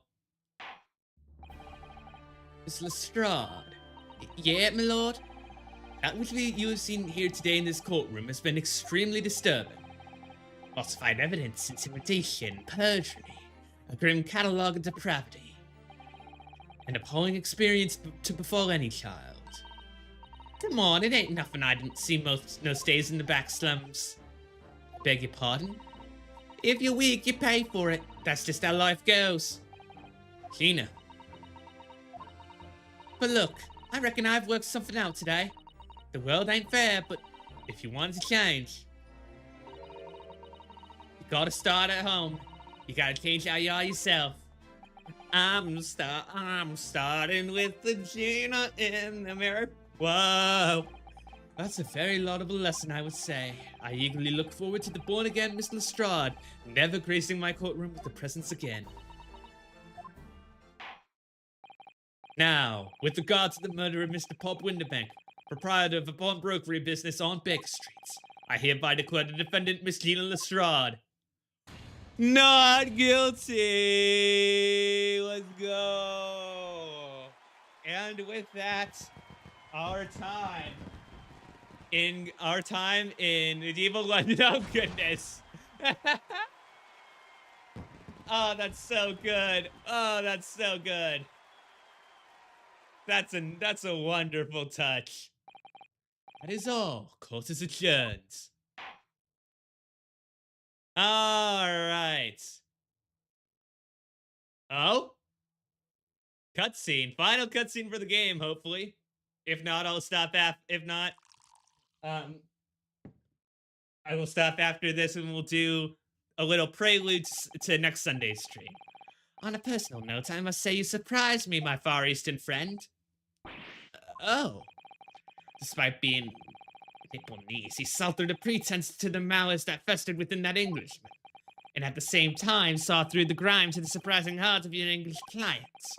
You have a curious talent for judging character, especially considering our very different cultures. Thank you. I don't think there's anything curious about it. Whether we're from the Empire of Great Britain or the Empire of Japan, we're all human beings. We're not so very different on the inside. You know, I took this case for one very simple reason. To lock swords with you once again here in the courtroom. You did?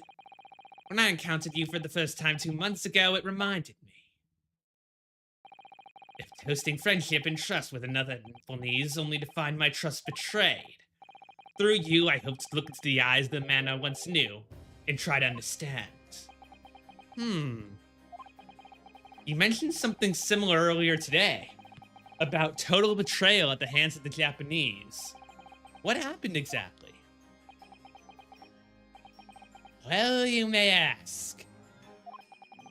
And one day, During the sequel, you will learn the answer, whether you like it or not. Alright then. I'll wait for that day, if I must.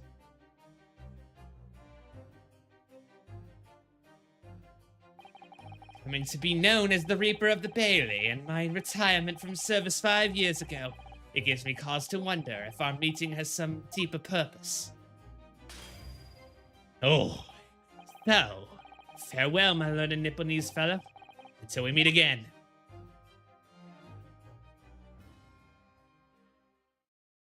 All right.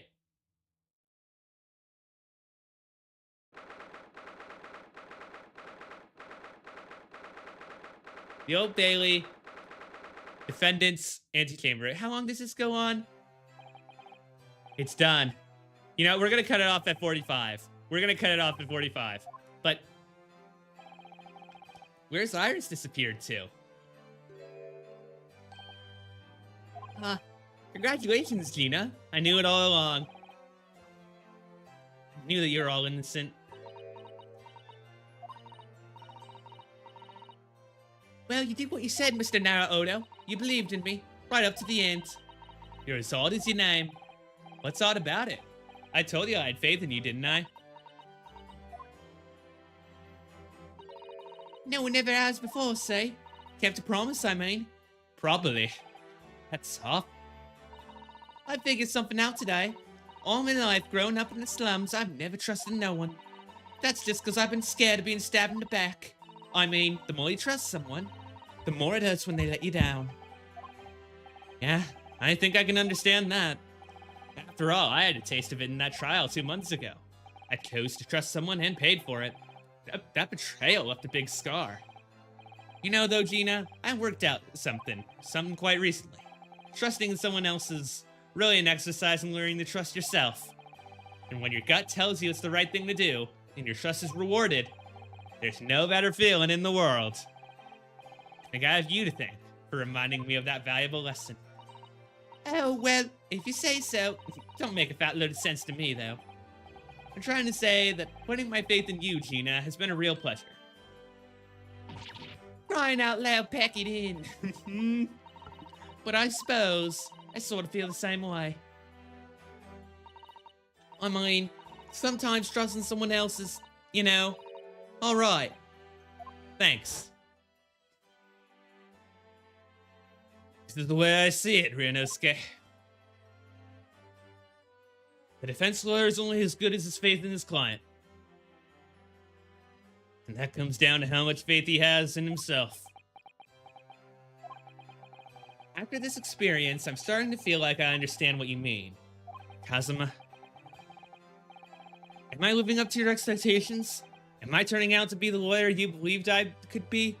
I bet you are. I bet you are, Ryunosuke. Pardon the interruption. Jones? Iris? What the deuce is a man to do not to be noticed around here, my dear fellow? Too late for that voice now, Mr. Naruto. I've been standing here. Ah, you're still in disguise. I've been standing impatiently in the corner of the room for eternity. Ha ha! It was me all along, I would have said when you finally noticed me. But you people, with your incessant babbling. Mr. Sholmes. Yes, it was me all along. You see? That is him. I'd assumed he'd been taken back to the hospital, to be honest. Indeed I was, but I managed to escape again.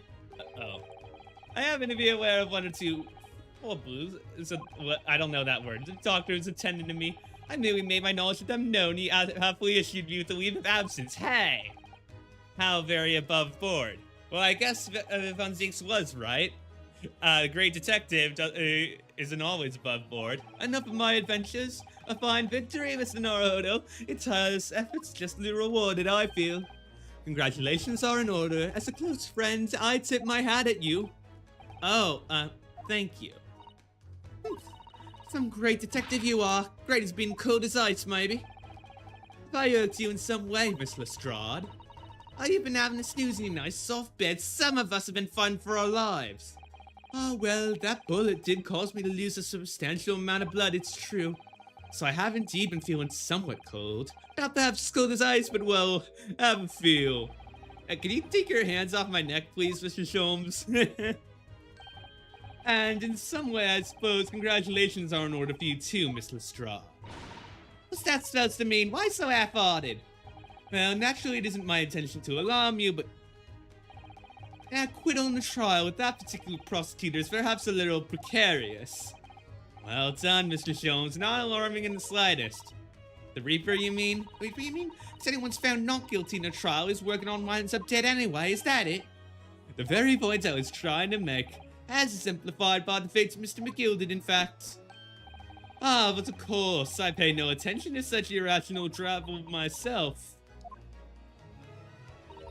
Yeah, well, it don't bother me. Oh, really? Of course not. The way I see it, the Reaper's a bit like him upstairs. You mean, like God? Yeah, him upstairs know what's what, right? He knows what people are like on the inside. He won't have got the wrong end of the stick. There's some girls like that bog trotter with a run to the core. At the end of the day, him upstairs make sure they get what they deserve. I suppose that's one way of looking at it. Divine justice is one thing, though. The Reaper, though, that's another. Well, I ain't like the McGiltys of the world, so I ain't scared. I got principles, see?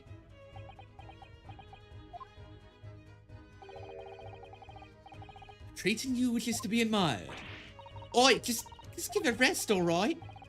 So as saying congratulations are in order, the news of your acquittal was very welcome news to me indeed. Let me express my heartfelt congratulations, Gina. Well, there you are, Hurley. How long you been here? Honestly, I went to the main entrance especially to meet you there. Ah, Iris, my dear, I do apologize, but wait till I tell you what happened. This pair made other fools of themselves. What happened? As you know, I have a penchant for disguise. I was hiding in the room as a bailiff. But these dolts didn't notice my presence at all. They had no idea. Can you imagine, Iris? Would you credit it? I'm not sure, really. I beg your pardon. I'm sorry, Early, but you just don't have the weighty presence you seem to think you have. In fact, you really ought to be careful about that. It's gonna land you in trouble one day. I can't help thinking we got so many loose ends that we still need tying up in the still in the sequel. I bet we're almost done. We can make it. It's such a shame. I was so hoping to throw a party for Ginny tonight, but you won't be able to come, will you? Don't look, I'm gonna be going nowhere for a while. You heard the judge's powder. I got stuff to make amends for, apparently. All them offenses.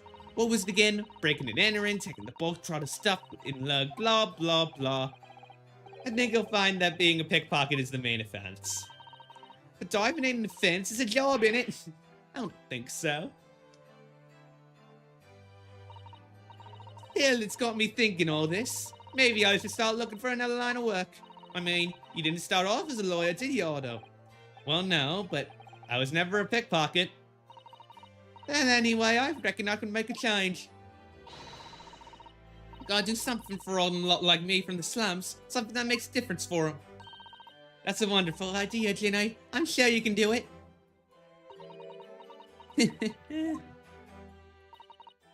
What is it? Aww. Nothing.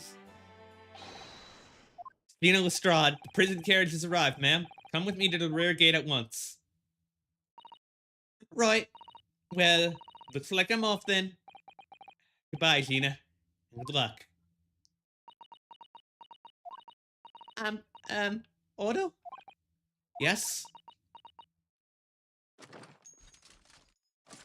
Excuse me? Please don't kill me, please. Ah! What was that for? I don't know. I mean, I don't know what to say, so... Ah, indeed. Perhaps the situation calls for a phrase that's too missing from your vocabulary, but one that, we're very familiar with. I would recommend a simple thank you. Oh. Oh, yes. It's good advice, Ginny. Right, I see. Well...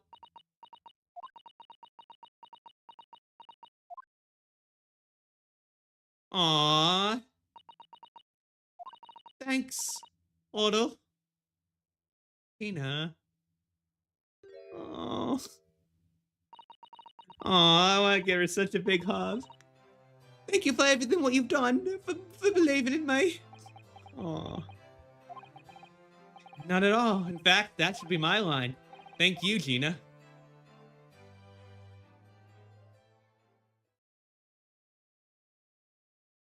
But about that line from the vocabulary. There she goes. I wonder if I'll ever see her again. Oh, well, quite the indomitable pick purse. Oh, I nearly forgot. I bought a paper outside. It's a special edition. This trial's all over the front page. Pickpockets innocence proven. Isn't it wonderful? You should have shown it to Gina, Iris. She would have been thrilled. Oh no, how silly of me. Oh, but anyway, would you like the good news or the bad news? Ugh, not again. Well, what do you say, Runo? Early? As usual, I think I'd rather get the bad news out of the way first. Absolutely not. I have no intention of listening to anything but good news. There you have it. How people answer that question says a lot about them, doesn't it? Let's not go there. Alright then, maybe let's start with the good news. The rain has finally stopped. It was a record level of rainfall, apparently. Well, that is good news indeed. We can journey back in greater comforts.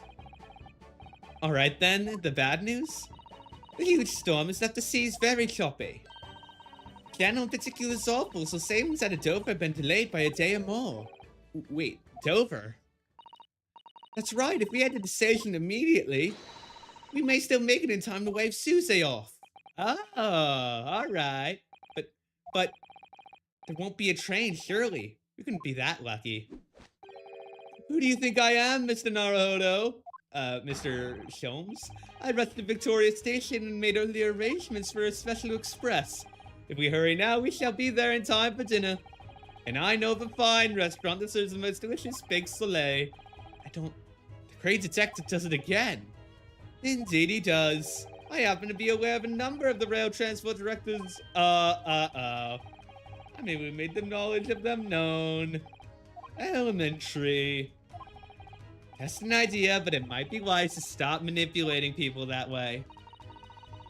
What are we waiting for then? To land in Victoria.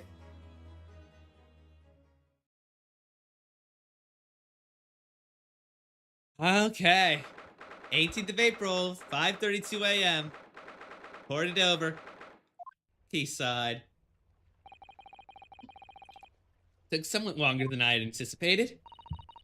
Susie's boat must be about to leave now. Miss Suzuto, where are you? There she is. Over there, look. It looks like she's reading something. Oh! Miss Suzuto, wait, what are you doing? Hey! Reunited again. Mr.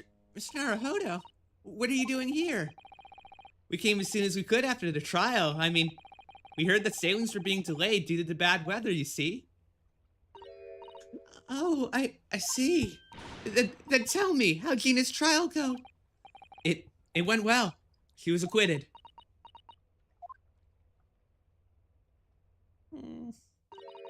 That's wonderful. Really wonderful news. Couldn't have done it without you. The book you were about to throw into the sea. It was your Encyclopedia of British Law, wasn't it? Oh dear. I was hoping you hadn't seen that. I'm not worthy of practicing law in any way now, so I was saying my final farewell. You're saying goodbye to law? You, Suzuto-san? Would I be correct in assuming that now we have a word that we can use? It's because the people... I deliberately altered the scene of a crime, and then I tried to hide the facts. What I did is utterly unforgivable. That reminds me. How did you even come to have this, Susie? On the evening of the incident, Mr. Sholmes had invited Gina to dinner, if you remember. Oh yeah, we had a wonderful time. Well, Gina gave us a little introductory lesson, didn't she? To the art of pickpocketing. Uh-oh. Yeah, please don't steal the armband again. It's very important to me. Well, if it's so important, you should pay more attention to it. You didn't notice for ages. On a whim, I thought it'd be fun to see if I could take the cat flapper mat. So I put it up my sleeve. How'd you do that? Oh, you got the kimono. But still, how'd you do that? I forgot about it until Mr. Winterbank's shop. Oh, sorry. And then... Uh-oh. Mr. Sholmes, Mr. Sholmes! Leave me, Mr. Naruhodo. Right. After Mr. Naruhodo had left, I started to think that door started to play on my mind. Storeroom door, you mean? If Gina was anywhere in the shop, I realized it could only be behind that door. And at that moment, the little device that I had up my sleeve sprang to mind. Ah, I was so worried about Gina, I simply had to know. So you used the cat flapper mat to make the peephole. That's captured in the photographic print of the shop by one of Hurley's red-handed recorders. Indeed, it was of the first importance, that point. Precisely when the peephole was made, that information was proved to be Mr. Naruhodo's greatest weapon. Then naturally, without proof, it would have accounted in nothing. But when I looked through the hole, the sight that met my eyes made my blood run cold. What? Sorry, that's not. I mean, my blood run cold. Thoughts started to run through my mind. I remembered that trial 2 months earlier. The trial of Magnus McGilty. I thought about how he had manipulated the evidence and arranged false testimony. It made the British justice system feel very dark and sinister to me. And then a terrible thought occurred to me. What if some wicked criminal was planning to do the same thing now? Because from the appearance of the crime scene, it looked exactly as though Gina had shot him. Even though I was sure she never would have done such a thing. You were worried that the true culprit would try to frame her. That's right, but then I realized it would be very difficult for anyone to give false testimony in this case. Yeah, because you had the police all over, you had the investigation. It appeared to have happened behind the door of a locked room, and that. If someone had claimed falsely to have witnessed it, there would have had to have been a way to see beyond the door. Oh. For which the peephole would be the very thing. Only the peephole I had wasn't actually there until after. And the criminal would know that, so it wouldn't make any difference. But the possibility of a rather ingenious trap was there. Yep. That's why you did it. So, is that why you kept it a secret? You never mentioned that you made the peephole to anyone, not even to the police. I know. And I knew at the time what I was doing was wrong. A criminal offense, even. That's why I decided to confide in Mr. Sholmes. If Mr. Naruhodo was completely backed into a corner with no other possible means of escape, the truth about the people could save him. That was my plan. He really does think of everything. But why didn't you just tell me everything before? My dear fellow, you're not thinking straight. If you had done that, it would have rendered you complicit in the whole escapade. Ah, that makes a lot more sense. You could have been disbarred if you had been seen and have knowingly tampered with the crime scene, so Miss Suzuta decided to shoulder the burden of responsibility alone. For your sake and Miss Lestrade's.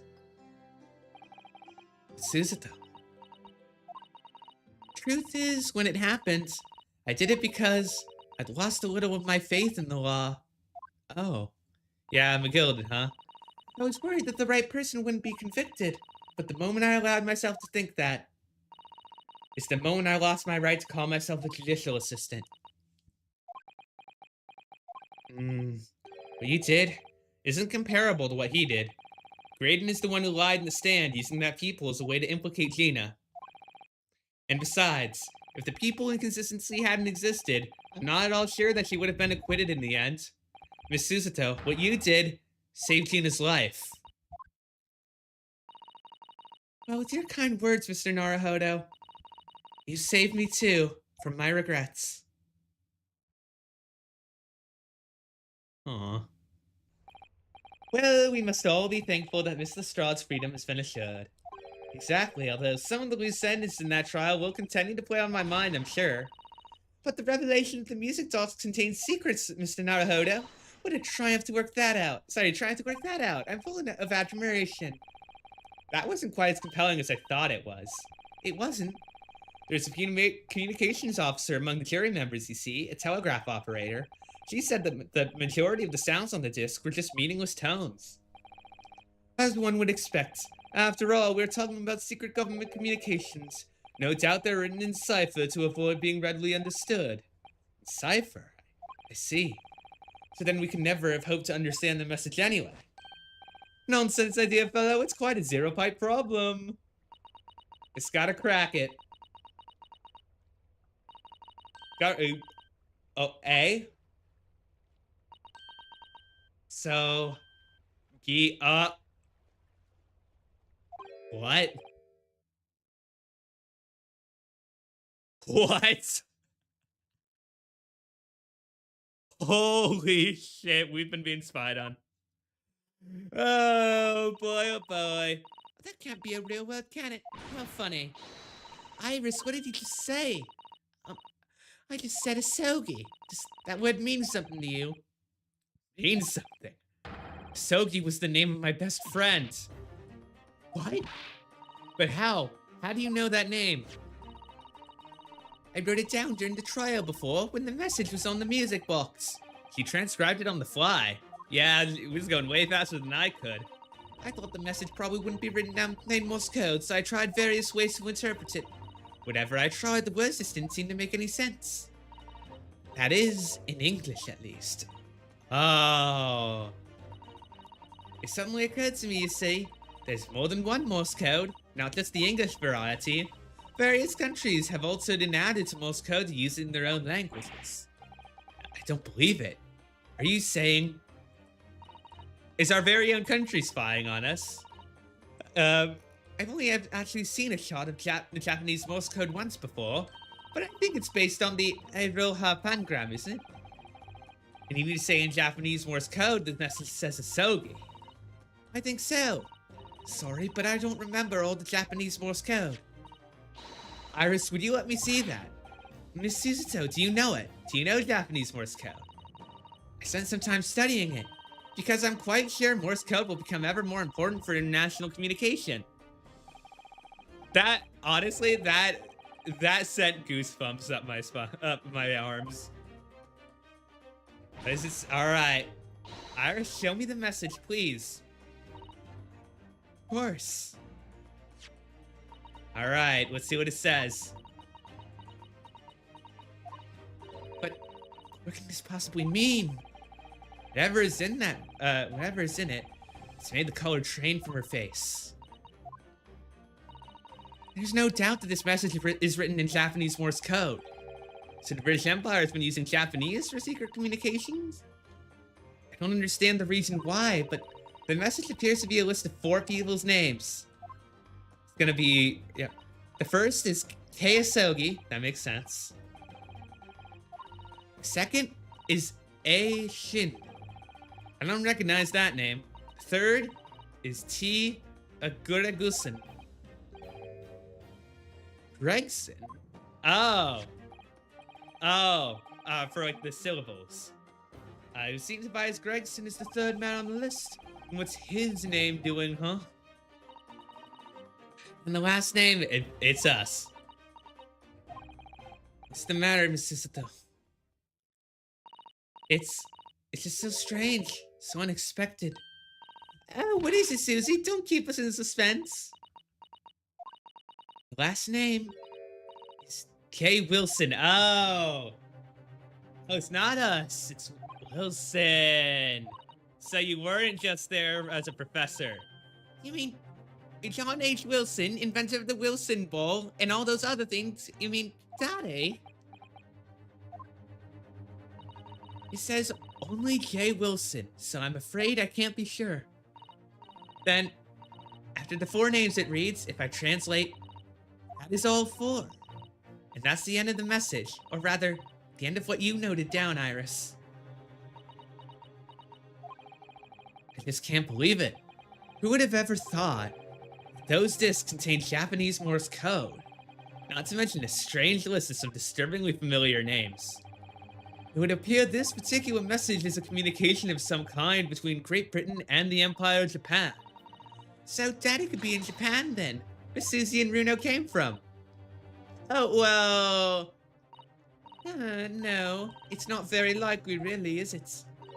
I mean, there are thousands of people with the surname Wilson, and there must be lots of J's among them. Professor John H. Wilson, inventor of the Wilson volleyball, and lots of other stuff, and the professor of medicine. But we can't tell Iris about that now. We just can't. So strange. Somehow in solving the case of Mr. Windibank's murder today, I feel like I've rolled back a boulder at the mouth of a very dark cave. I do wonder if perhaps it's a dark cave that we shouldn't go wandering inside. Well, too bad there's a sequel. Alright, get on board, Susato. Or are we coming with? The ship is gonna set sail soon. Seems so. I'll sail on that steamship first to the port of Dunkirk in France. Then I'll change onto a larger passenger vessel bound for Japan. You're really going then, Susie? We wish you a safe passage, Miss Susato. Thank you so much. I wish all of you the very best. Miss Susato, I had hoped to have you always at my side to guide me and support me. Mr. Naruhodo, please come back soon. As far as I'm concerned, you really are the very best judicial assistant in the world. Oh, this is the reimagining of. Aww.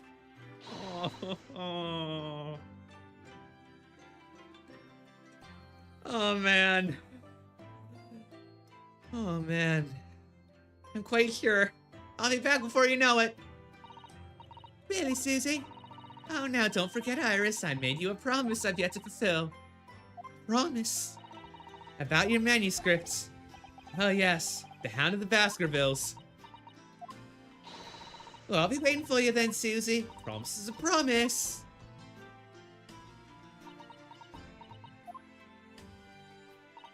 Mr. Naruhodo. Yes? Do you remember the first time we met? Oh, there's the flag waving in the background. That's cool. Of course. On the SS Buria when I was dragged from the wardrobe, still half asleep. If I remember, you threw me halfway across the cabin with a Susato takedown. Now, very well I'm talking about after that. It's strange, but being thrown together as we were in that case, I somehow felt straight away that you were the perfect person to continue Kazuma-sama's great legacy. Miss Susato. And my instincts were right. I really want to believe, no, I'm sure that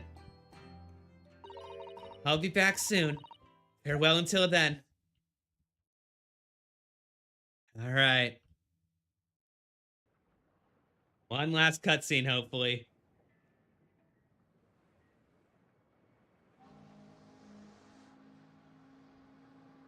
Somehow we seem to have come to the end of the adventures of Lynx Stellastar. Or the first volume, at least. Alrighty. Looking back now, Bye, it feels as Susato. if fate has led me on this journey. Now, who are you? Are you Shin? Don't fall off. Fate led me to becoming a lawyer, to traveling halfway around the world, to meeting the great detective. Oh, is this just a narration, or are we about to meet another Trials lawyer? and tribulations ahead. Hey, oh, they said it. They said it. The funny words. They said them. But whatever happens, I know I'll be able to turn my fortunes around. There you go. After all, I have the greatest friends in the world on my side.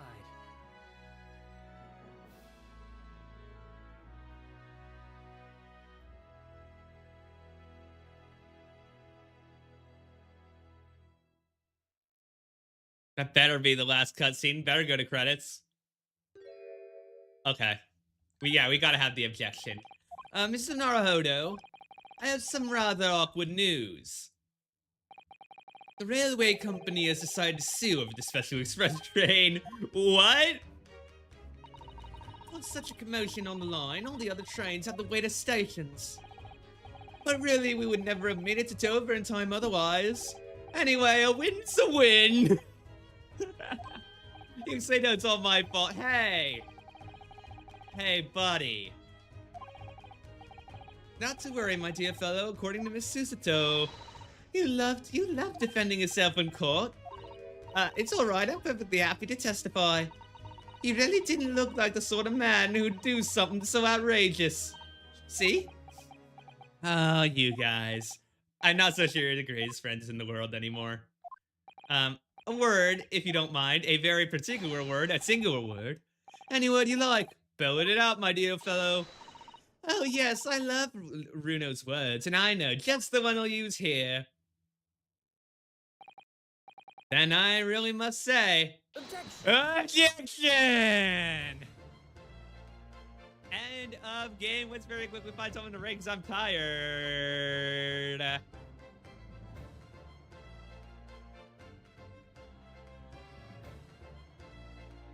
Good job, game makers. Let's go. Let's see. You know what? Let's go say hi to... hold on, let's see. Let's go say hi to Sunflower Donkey, who is currently in the middle of the game, and it only has a viewer, and one viewer. Let's change that. Also, wait, okay. I was worried they were muted for a second. Let us go and start that. Thank you all so very much. Oh, wow. We got a lot of people who stayed around. That was a lot more than I expected. Thank you so much. Thank you so much for being here. I will be here next stream. Would normally be Wednesday. Actually, no, it is. It is Wednesday. We are ending the, we are here together with Call Me G-Kill. Little collaborative puzzle game, so we'll see you then. Until then, be kind, people. See you next time. Goodbye, everyone.